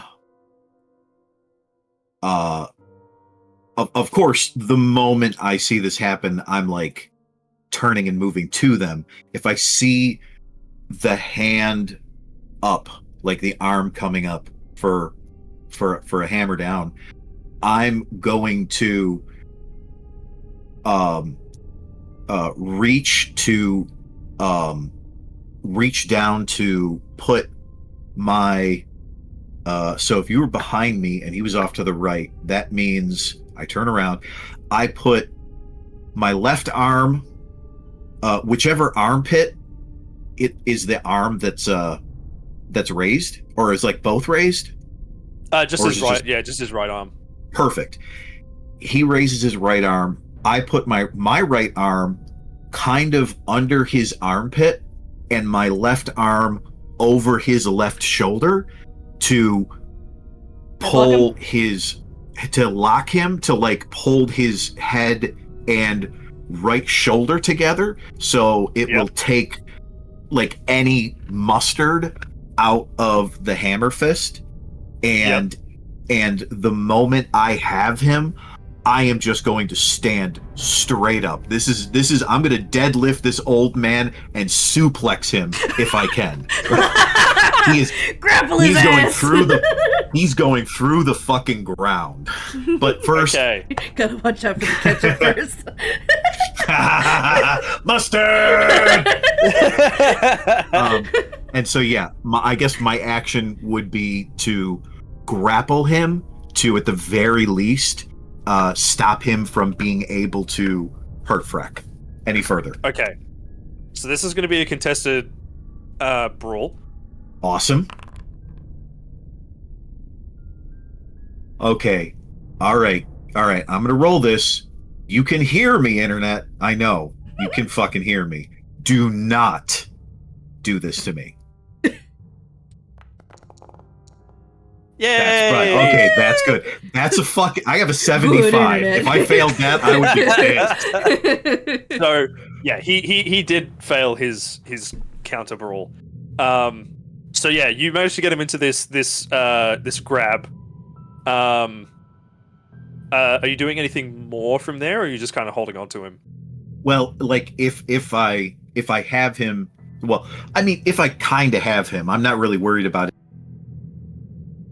or anything. I'm just standing up with him to get him off of Freck and just kind of like maybe like take a step or two back just to get him away from anybody or anything that he could kick to shake my leverage. Okay, so you're basically walking him backwards off Freck. Absolutely. Okay, so yeah, you walk him back, and he's like kicking and struggling. Strangely, it looks like he's trying to bite you as well. And I had a little brother growing up. I know what this is about. And yeah, you pull him off Freck, and he is just like completely rabid, essentially. Yeah. The detective kind of comes in after seeing both of you rush in, and then hearing like, you know, a fight occurring essentially, and he sees you holding on to the doctor, just like keeping him steady with this like arm lock. And actually and having Freck a on the time. ground.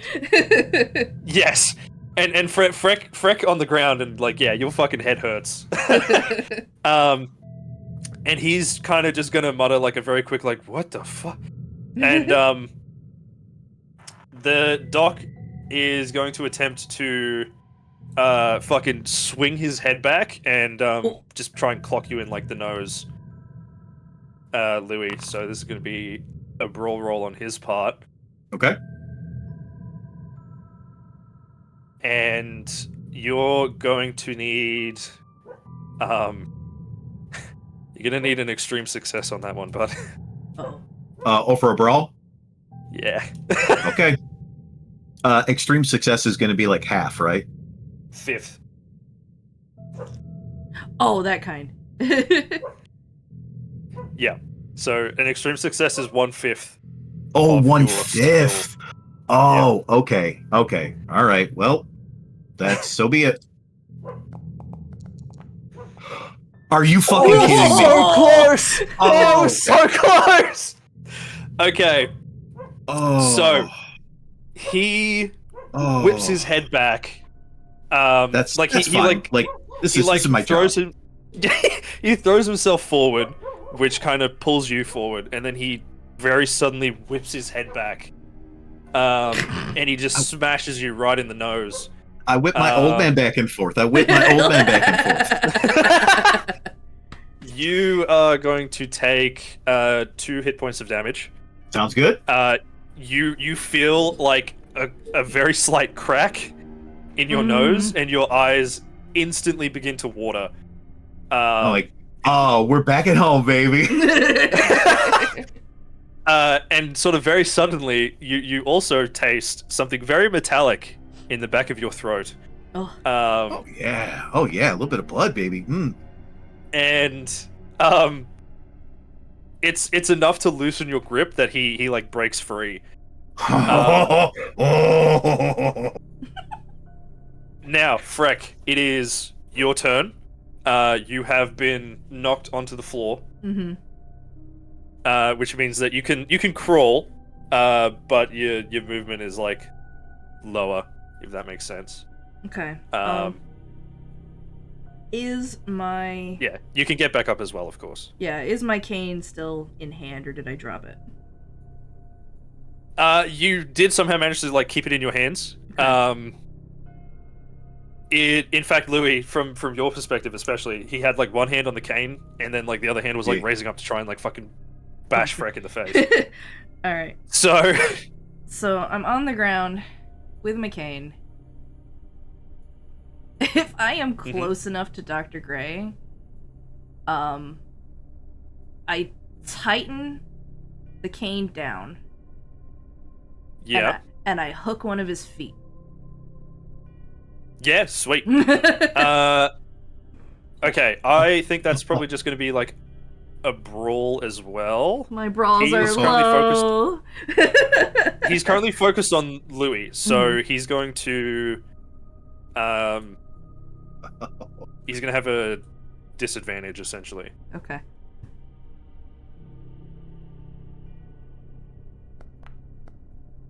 No. Okay. If he rolls worse than you, then that's fine. Smile.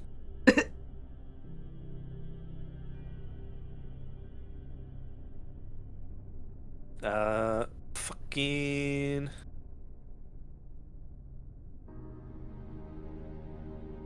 Where is it?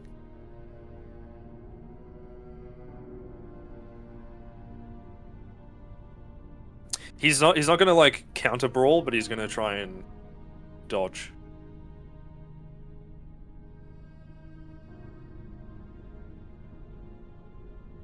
Bruh. I was like, I don't think that's what he wanted to do. No. Okay. So he takes the higher hundreds, which means that he rolled an 83. Okay. So you you sort of managed to hook it around his leg, but not enough to trip him. Oh. And he's still sort of focused on Louis at the moment, but you kind of hook the cane around his leg, and he kind of like looks down very quickly at it. Next up is the detective. He is going to draw his pistol Oh God. and start ordering the doctor to stop what he's doing. Oh, okay. And that's his turn because Yeah. it takes an action to draw Yep. undrawn. Yeah. Yep. Back to you, Louis. Oh. I distracted him. I'll take a Yes. distraction. Oh. That's fine. Oh, Doc, you will be lucky if you've got a mind left when you wake up, buddy. Oh, Oh, I'm gonna flatten this melon.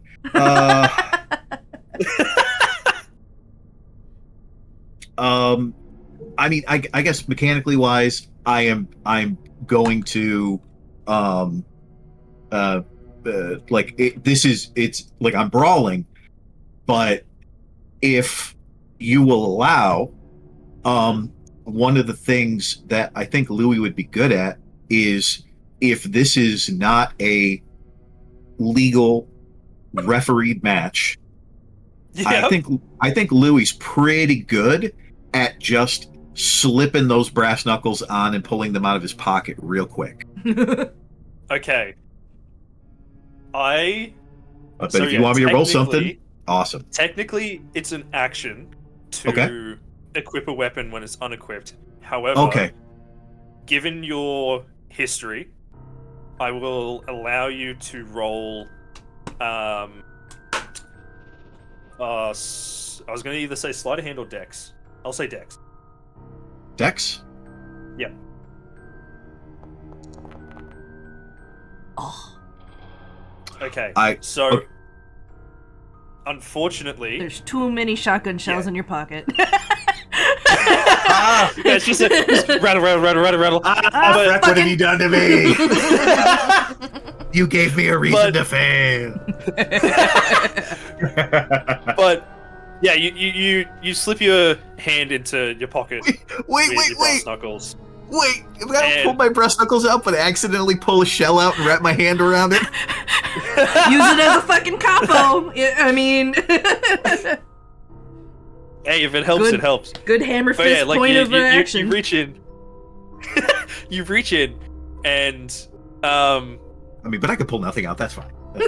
can you hear Jet? Yes, he a woo. $500 fine.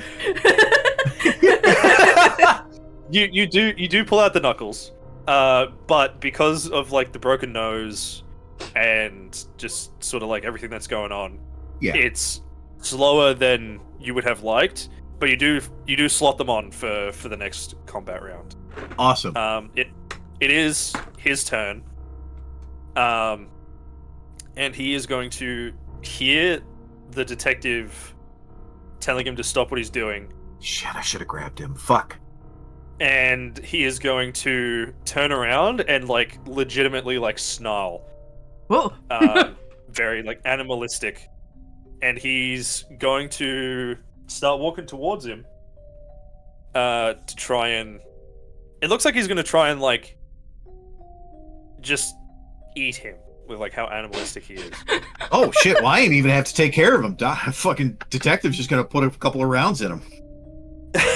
So yeah, he moves up, and you know what, Freck? Give me a luck roll. Okay. This is sort of out of combat order, but give me a luck roll since you've. Damn. Boo. I was gonna say since you've hooked the cane around. it, Yeah, you could just trip. yeah, but unfortunately, he manages to keep his footing and Yeah. continue over. He's got that horse stance going on. And and because the detective only pulled the gun out this round, I don't believe he can fire it. I'll just double If he's- check. Yeah. Did he have a revolver or like a 1911 or something? He's got an automatic, 45 Oh, automatic. Ooh. So yeah, it's Oh gonna shit! Hopefully he doesn't fucking shoot me. hurt. Why did I say that? Uh, God damn it! Okay. I'm a GM. I should know better than to feed the GM more ideas.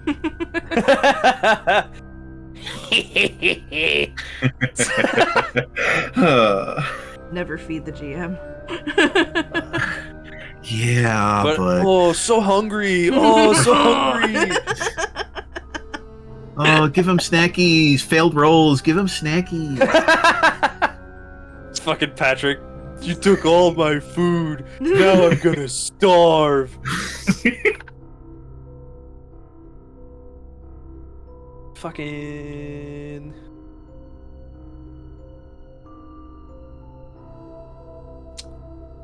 Did I get it wrong that you can't draw and fire in the same turn? I didn't think you could. So I'm just trying to find it in the rule book. I mean, 'Cause I wanna but like, see- as a cop, like even if he could draw and fire, I don't think he It wouldn't would. be very accurate. Yeah, and he wouldn't. yeah, no, he's a bit too He's schooled. He's schooled. He's experienced. he is. Sorry, guys, it's snacky time. I can't. I want snackies. It's okay, go on. Snack away. Snack away. Oh my god, Frick, how dare you have snacks Yeah. at the tabletop role-playing game? I'm just sad because I And can't not share. You're all too far away. Oh, Oh I man, don't I'd, have I'd any share Violet snacks. Crumble with you, Jellies. I would. Ah. It's so good. I guess I'm just gonna have to settle for my vape. Oh.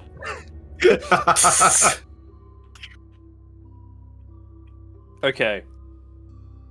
I think it's just gonna have to be a counter brawl on these two. So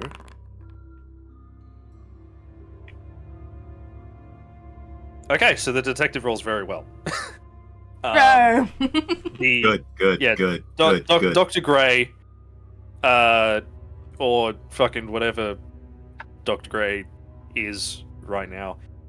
The vessel that is named Dr. Gray. Yeah, he like lunges towards the detective, and the detective kind of like with one hand keeps him back, and then just like swings the pistol, like just full like fucking pistol whips him across the head.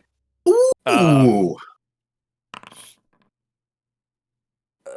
Okay, so that's that damage to. So that's for your sake. I probably should have rolled that publicly, but that's 3 damage to the doctor, and he kind of like he stumbles backwards and like clutches the side of his head where he was pistol whipped, and you can kind of see like a little bit of blood oozing through the fingers.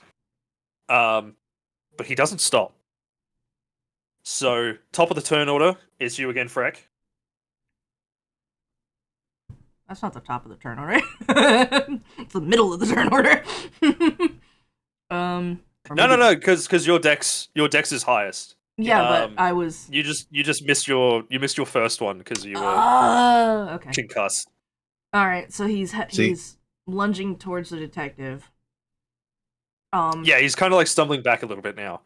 Oh, I'm sorry. What did the detective do? I think I had to. Pistol Just whipped fucking him. pistol whipped him. Pistol whipped him. Nice. Right? All right. But yeah, strangely, he hasn't stopped the attack like has happened previously. He's still going. He's still going. Oh, so he didn't reel back when he got hit in the face.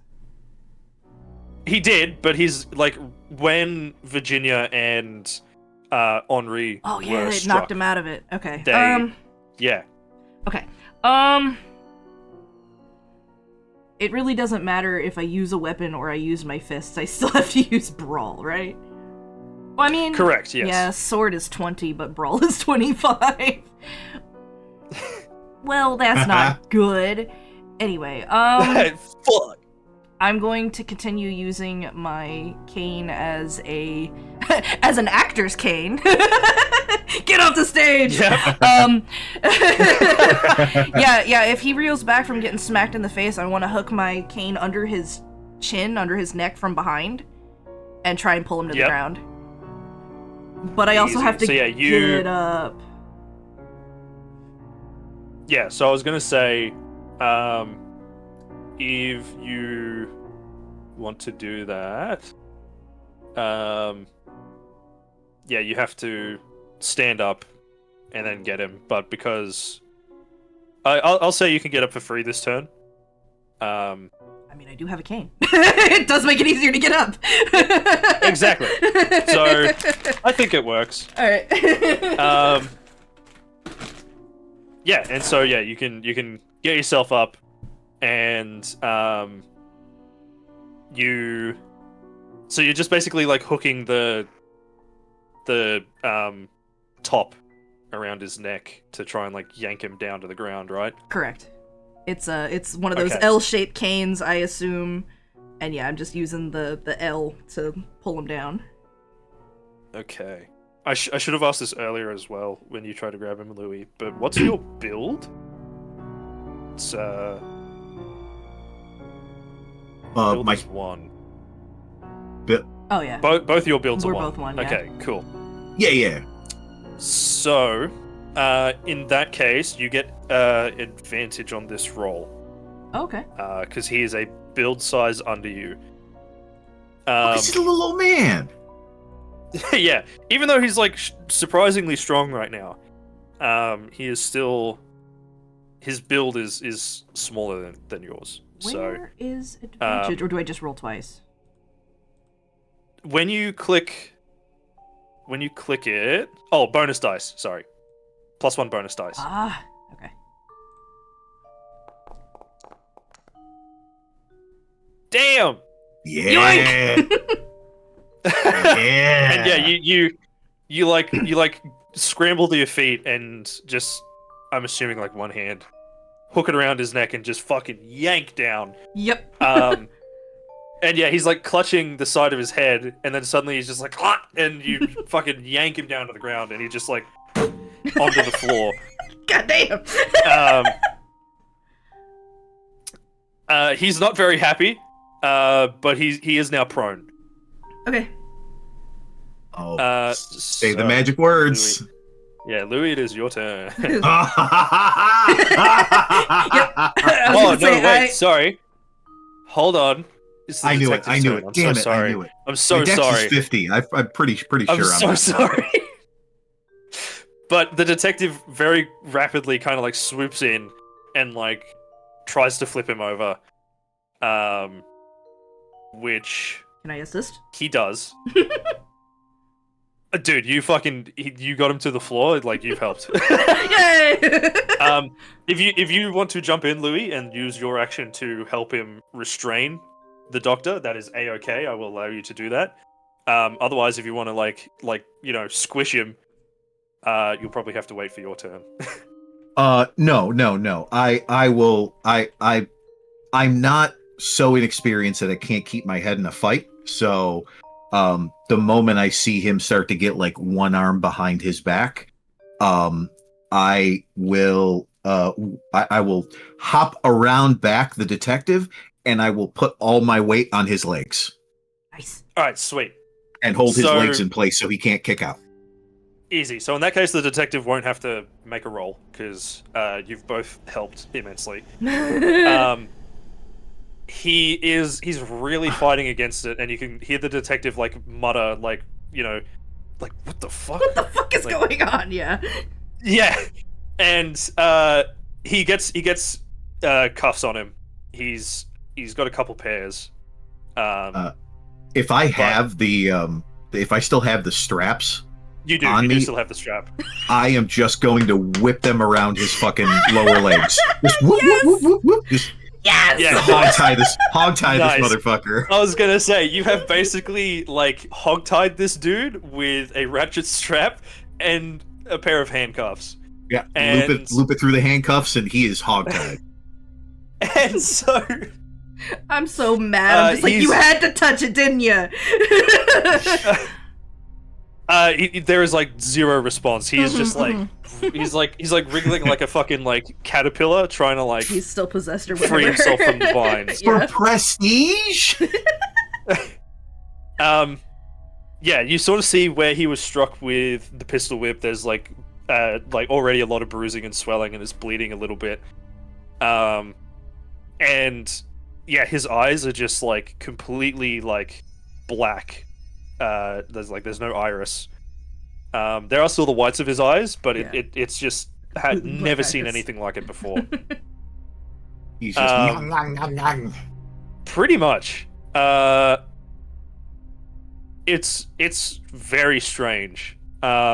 Even like if you guys have like experienced drugs of like, you know, the 20s and that sort of thing. This Yeah, Oh, is this shit's like, I'd hang uncut. around.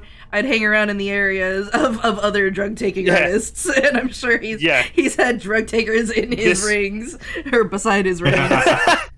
Yeah, I could imagine. But this is a step above, right? Very, very unusual. And he's struggling against like his bindings, and he's really, really trying to like get out and get at you guys and the detective.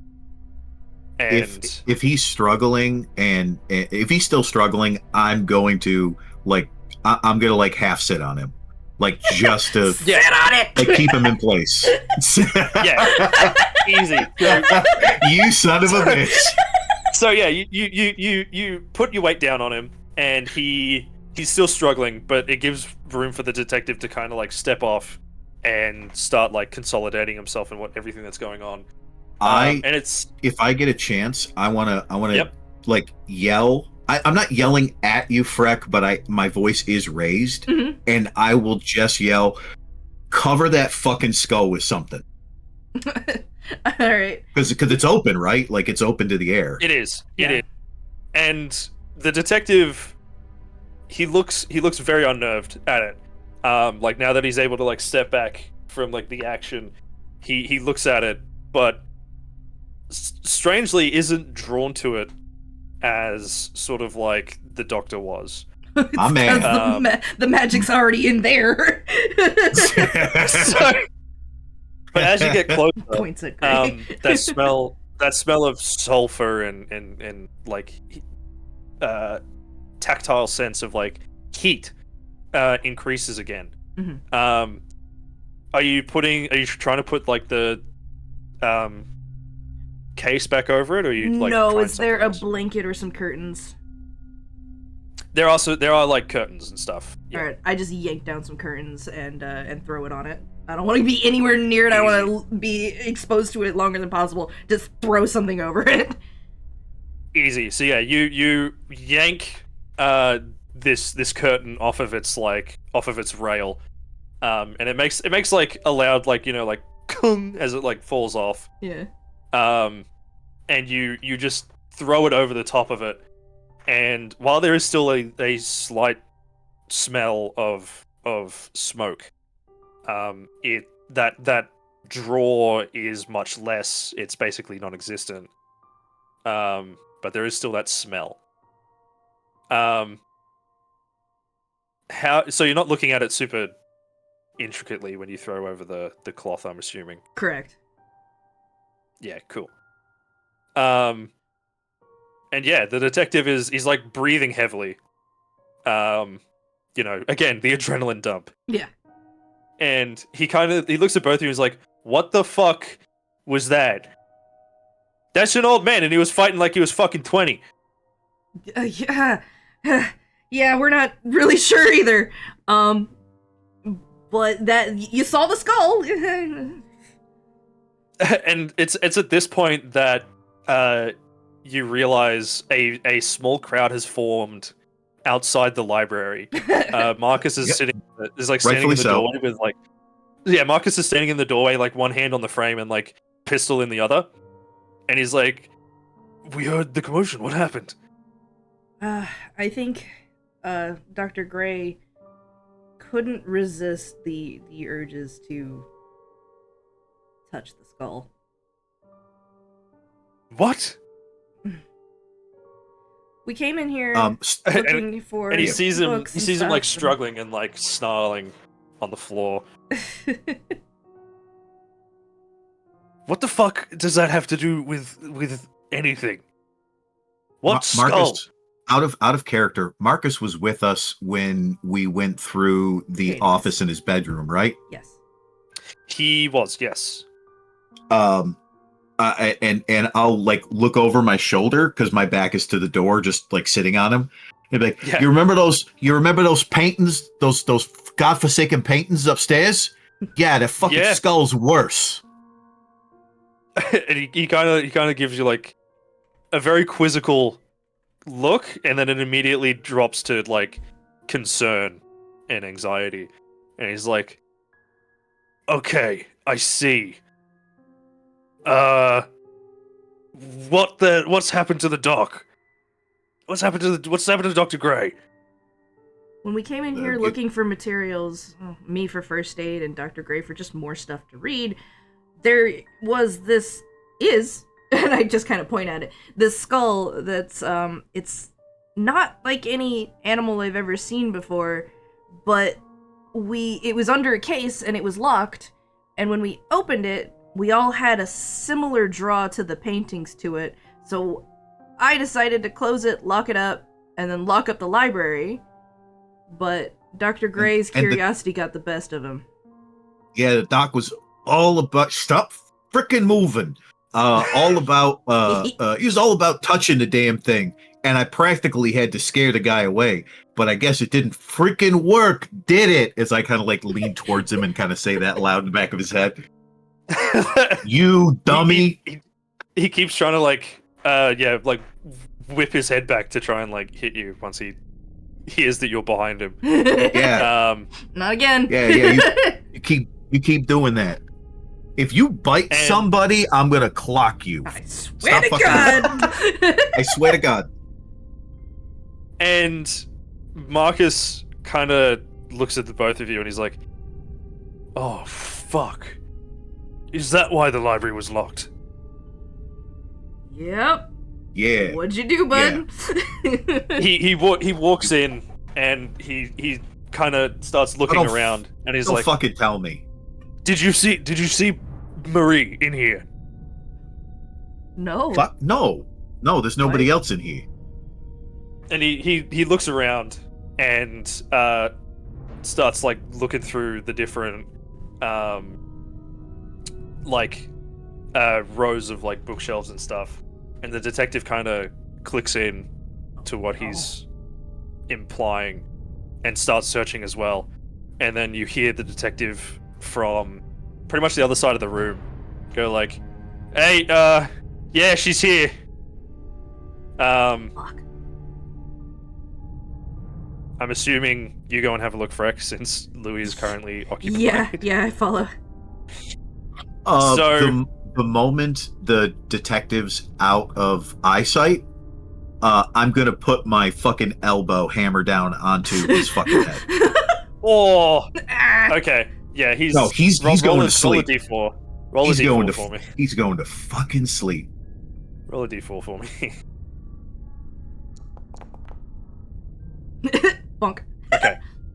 So yeah, you like fucking bam hit him with an elbow, and you kind of hear him. You kind of hear like this like, and then you just kind of hear him like, and just like snoring. He's like, "Ugh." All right, I And don't he follow them, stops- but he I stops struggling. okay. I don't follow them, but I stand up. Freck, you see lying on the floor, Marie. She is bleeding quite badly from her head. It looks as though someone has essentially taken like a club Mhm. and just struck her across the head. I immediately Uh, I go back to where the first aid kit bumped out of my armpit and grab it and come back and Yep. start working on her. Yep. So yeah, roll me first aid then. You notice as you're sort of like treating her, she is still breathing, but very unconscious. Hey. Nice. Nice. Hey, it's the funny sex number. Sex Yay! number. Ha! And it's under my check. Yay! And yeah, you start applying what first aid you can. There's like bruising and swelling, and the detective kind of like looks around and he sees relatively close by a bloodied looking fucking, you know, like the banister railings, like where they've got like the sticks in between them and they're like decorated, Yeah, okay. you know. So Yeah, banister, one of those. banister verticals. Yes. Oh god. Yeah, one of those. And yeah, it's lying nearby, bloodied. Fuck. Um, Got her good. and yeah, this Yeah. it's a very serious head wound. Mm-hmm. From what you can tell, not actively dying. Yeah. Just very unconscious. And you do whatever first aid you can. You sort of like wrap her head wound and try and stop the bleeding and everything. But yeah, very unconscious. Do what I can. At this point, I asked the Oh, yeah, go on. detective, hey, like, we should probably bring her to the front of the library. and he nods and he's like, "Hey, Marcus, you wanna grab the poor lady and we'll take her out to the front?" And Marcus, yeah, he nods and he picks her up, with the detective's help and carts her outside. And he kind of just left in this room with the unconscious Dr. Gray, the skull covered up, and this smell of smoke, now mixed with the smell of blood, especially for you, Freck. Yeah.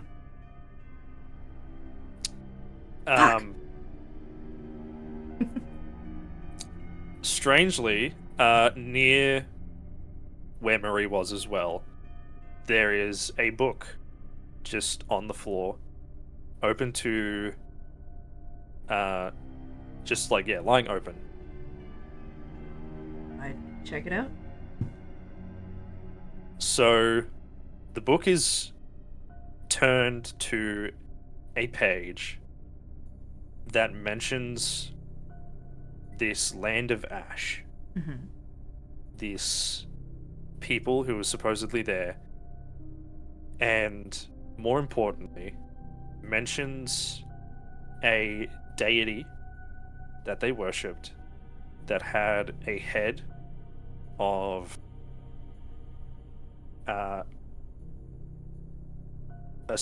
like a head of bone, just a bare skull, and no form aside from that.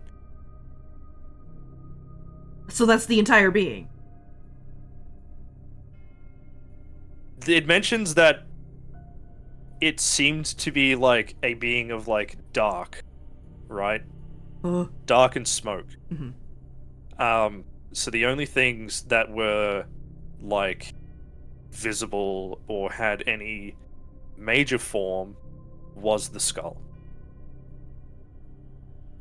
Hmm.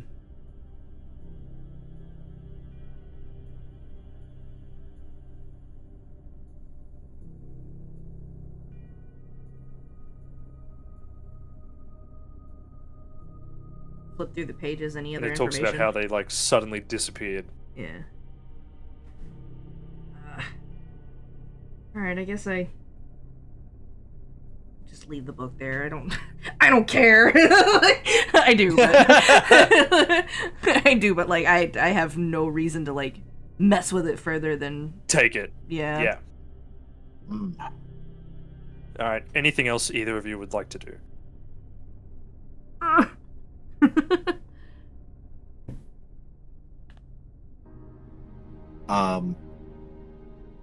I am I'm concerned about the skull.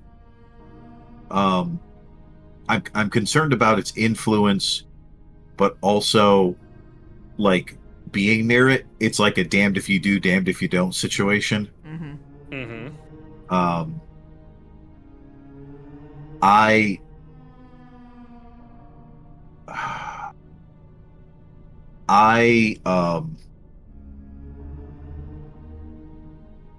the thing that vexes me is that the skull's still there. Like he didn't take Yes. it. Yes. Right. I fuck. I don't know. I want to like take a peek at it to see if it was fucked with, Mhm. but I also like don't want to press my luck. But YOLO? So you're gonna take a closer look at it?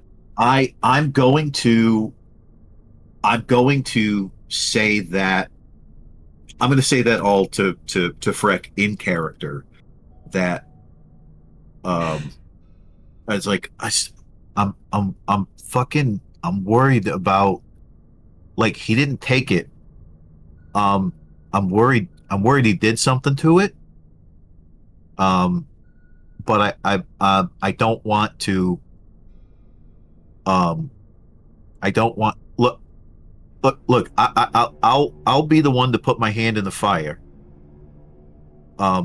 If you want to pick up the curtain and I'll take a quick look to see if he like messed with it at all.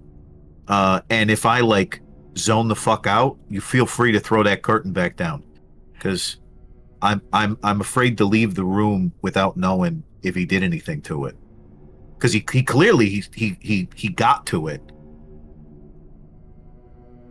I'm shaking Like- my head. I'm like, I I'm don't like- think we should mess like- with it anymore. I don't really think this is a good idea. Because if it possesses you, you're way better at fighting than I am. Yeah. All right. Yeah. No. Yeah. You're right. You're right. So maybe I should touch it? Well, don't. Okay. Well- Okay. Don't touch it. Don't touch it. Just like I'll pull the curtain up, and just take a look at it real quick, and just let me know if you think it's been messed with or not. Like Yeah. if I ask you if it's been messed with and you don't fucking say nothing, like I'm putting the curtain. I'm back on the fucking skull, and look, I don't want to fucking clock you, but if you go for that skull, I'll clock you. Okay, as like Okay. a precautionary thing. Okay, yeah. But like, okay. Yeah. Okay. Alright, so you've got the curtain. Yeah. Okay. All right. And I kind of fumble through the curtain a little bit until like It's got you know antlers. what? I'm gonna it's got antlers. I'm going to say, as even if I fuck up by doing this, I just by looking, I won't know where it is. So if I go fumbling through it trying to look for it, I'm gonna like do the thing that we're not gonna do. So I will probably like casually with my hands as I'm moving the curtain kind of like give a little feel like around to see if like I find the object to know where it is. Okay. And if Mhm. touching it even with the curtain on it is a problem, I fully take responsibility. Okay. So yeah, you grab the curtain and you start raising it off, and like you're very delicately like kind of prodding around as you pull it back, and soon enough you do feel like the shape of the skull on the interior, and although that smell of like again smoke, sulfur, the heat that seems to be like emanating from this thing but somehow also all around you, like quite intense, nothing seems to happen. I Freck, give me a spot hidden, please. yeah, there you go.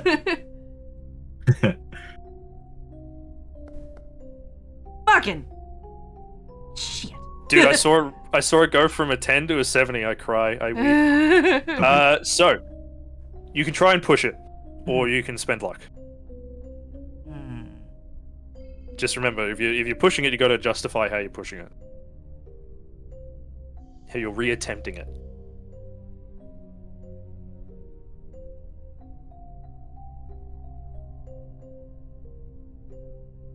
I'm gonna run the luck. Okay. So you look closely at this thing, and at first you don't seem to notice anything out of the ordinary. It is sitting exactly as it was when you first saw it and when it was in its case. But then, as you're sort of having a look over, and again, this like voice in your head is like screaming at you to like get away, that like tunnel vision around it sort of fades a little bit, and you notice that there are markings on the inside of the skull, but there's a new one on the exterior. And it's very strange. Like, it's not an alphabet that you've seen. Mhm. It looks kind of runic, but it's very odd. And it's definitely new. Okay. Was not there before. Breck, you still with us? Yeah. There's a. Oh, okay. Oh, good. All right. This wasn't here before. There's a new marking on the back here. Oh, that's wonderful to hear. I don't As- think you mean that. I think you're being sarcastic. Slash sarcastic. Do you see what it looks like? Can I put the curtain back down? I take my sketchbook and I quickly write it down. Oh yeah. Good call. Wait. Yeah. Are you sure writing it down is good? I don't know, but I'm gonna. Yes! So Yes. you sketch it into your notepad, and it looks like you know the mathematical N, where it's got really curvy and it like trails a little bit. It looks like that, but it's like contained in a circle. Okay. And there's like concentric rings that like go down around it. But the N is like always in the center, and it doesn't touch any of the circles. How many circles? 3. Oh. I drew them Hmm. without you saying. I don't like that. So like this, So perhaps. hold on. There it is. Perhaps. where? Oh. What the fuck? Oh yeah, like that. Yeah, yeah, like I that. didn't see you drawing it on the screen. I was busy drawing it. No, dude, you drew it before I finished it, and yeah, that's pretty much exactly it. That is exactly it. Hold on, let me show chat. Fucking spot on. Well done. That's great. That's just how good of a deal, mate. That's Oh, how good of an that's artist how I good. is. So good. That's how good it is. Yeah. Alright. But yeah, the big thing that's like especially odd about it too is it looks like it's been burned into the bone. Okay. And like the markings on the interior of the skull, they look like they've been carved. Can I see those on the inside as well, or? You can. They are. There's a lot of them. They don't seem to overlap, but it's very difficult to tell exactly what they are. Mm-hmm. They don't all look like symbols. You know that it's like a rite of adulthood in one of the tribes where it's like they scar your back so it looks like crocodile bumps. Mm-hmm. It looks very similar to that. Okay.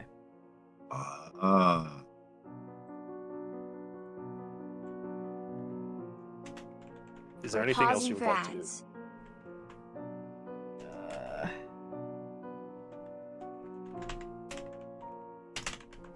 I'd like to spell scarification correctly.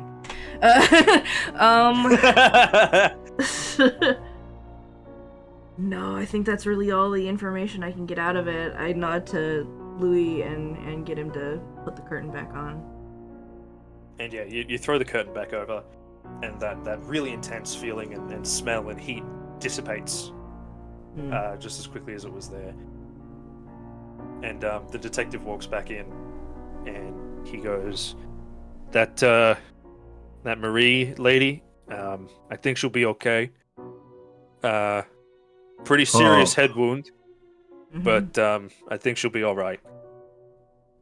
God, I know I probably don't have to say it, but thank you, Freck. Hmm? Just thank you. That's all. You're welcome. I mean, hey, fucking got straight on that first aid. Gotta thank you too. So, all right.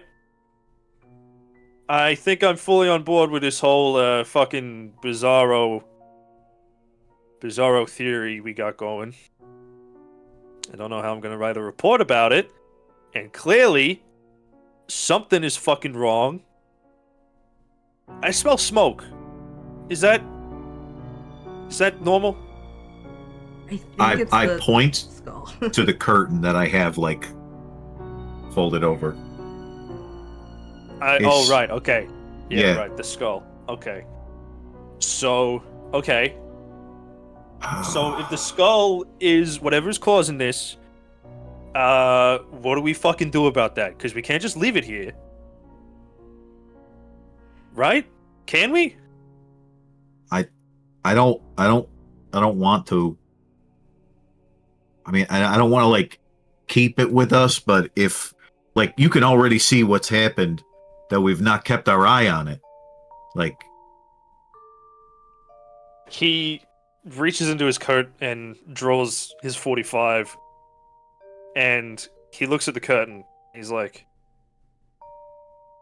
"Is it worth a try?" Shoot it? you know, I mean, I can try. I'll be honest. I don't got any other ideas. I'm not unopposed to the idea, but I think if you're gonna shoot it, maybe we should do it outside. I don't think that's a good Okay, idea. can we get it outside? Hold on. The tribe was known. Okay. The tribe was known for their exceeding power Okay, we're back. amongst the other tribes. I don't know if violence is the answer. And, I mean, I don't know. So okay, so you was thinking that this Land of Ash, this tribe that had like supreme combat ability, thanks to this potentially, maybe this was a symptom of it. I don't know. Fuck, you's read the book more. You's read the books more than I have. You think that has to do with not only our current situation, but also that ancient, long forgotten, militaristic expansionist tribe. Well, I mean, the book by Marie described this thing to a T. Oh.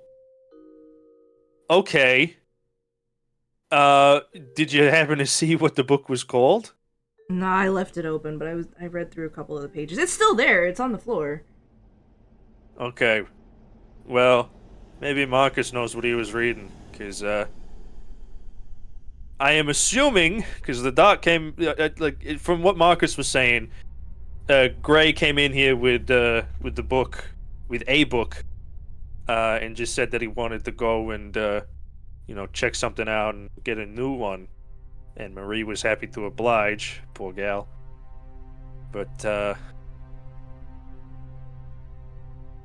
oh, Jesus. So, I don't know, do we want to attempt to shoot this fucking thing? You know, give it a bit of a whack? I don't know. I don't know what else to fucking do. Hey, I got a crazy idea. Yeah?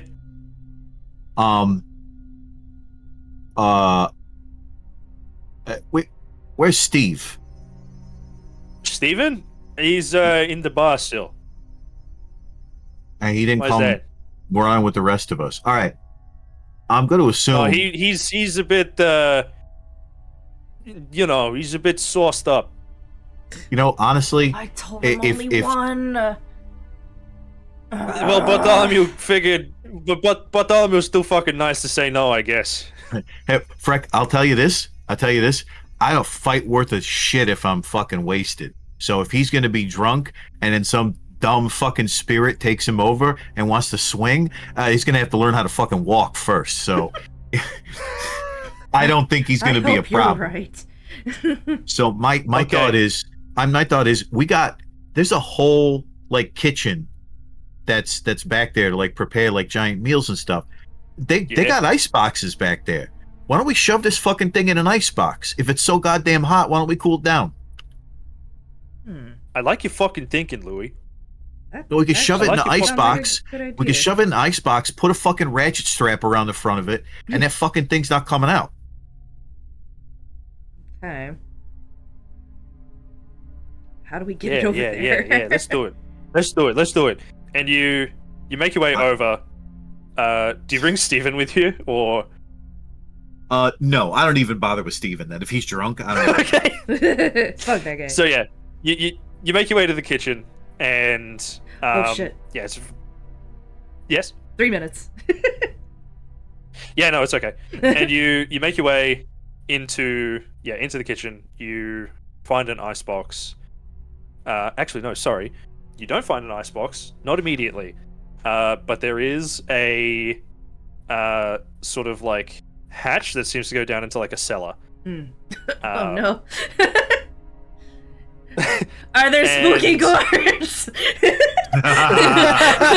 Not the spooky gourds! No! They rattle! What Oh. have we done? What have we done? But yeah, I'm assuming you just go down. Yeah. Might as well. Mine as well. Yeah. So yeah, you head down, and the front half is like a lot of like, you know, it's a lot colder down here than up top. There's like veggies and like a couple like meats and things hanging on hooks. But as you're sort of looking for these ice boxes, weirdly, there are crates upon crates of unmarked alcohol. Holy shit. And the detective kind of looks at it all, and he's like, that's a lot of booze. Yeah. And he looks at it, and it's got like stamps on it. He's like, either you know whether the doc was involved in some shady business like bootlegging. Not my ballywoo. No, I had no idea. I just figured in his travels he found a good couple of bottles of spirits. I'm gonna have to ask Steven about this. Yeah, sobered up. Yeah. Anyway, just icebox. And you look around for a bit, and you manage to find one that has like a few like veggies and stuff in it, Mhm. which the detective will just grab, and he's just gonna dump them all fucking out. Yeah, sounds They're just good. like, yeah, they just fucking fall on the floor, and now it's just a matter of getting the skull in. But Mhm. I think, unfortunately, we're out of time. Yeah. So we will continue and wrap up this mystery next time. Yay! Yay. All right. Holy. Yes. Yeah. Yeah, it's a hot time in the old town tonight. Yeah, it got a bit intense there, didn't it? I like it. I like it. Had a lot of like anxiety. I finally got to release some of it. Good, good, good. I'm glad. I'm glad. All right. I think, yeah. There's not really much else for me that I can say. Thank you both very much. And thank you. And yeah, next time we will definitely wrap it up. Awesome. Because yeah, you guys are like fucking way close. Hell Way yeah. close. Nice. So- Yeah, it might end up being a shorter sesh, but yeah, we'll That's see. fine. It's fine.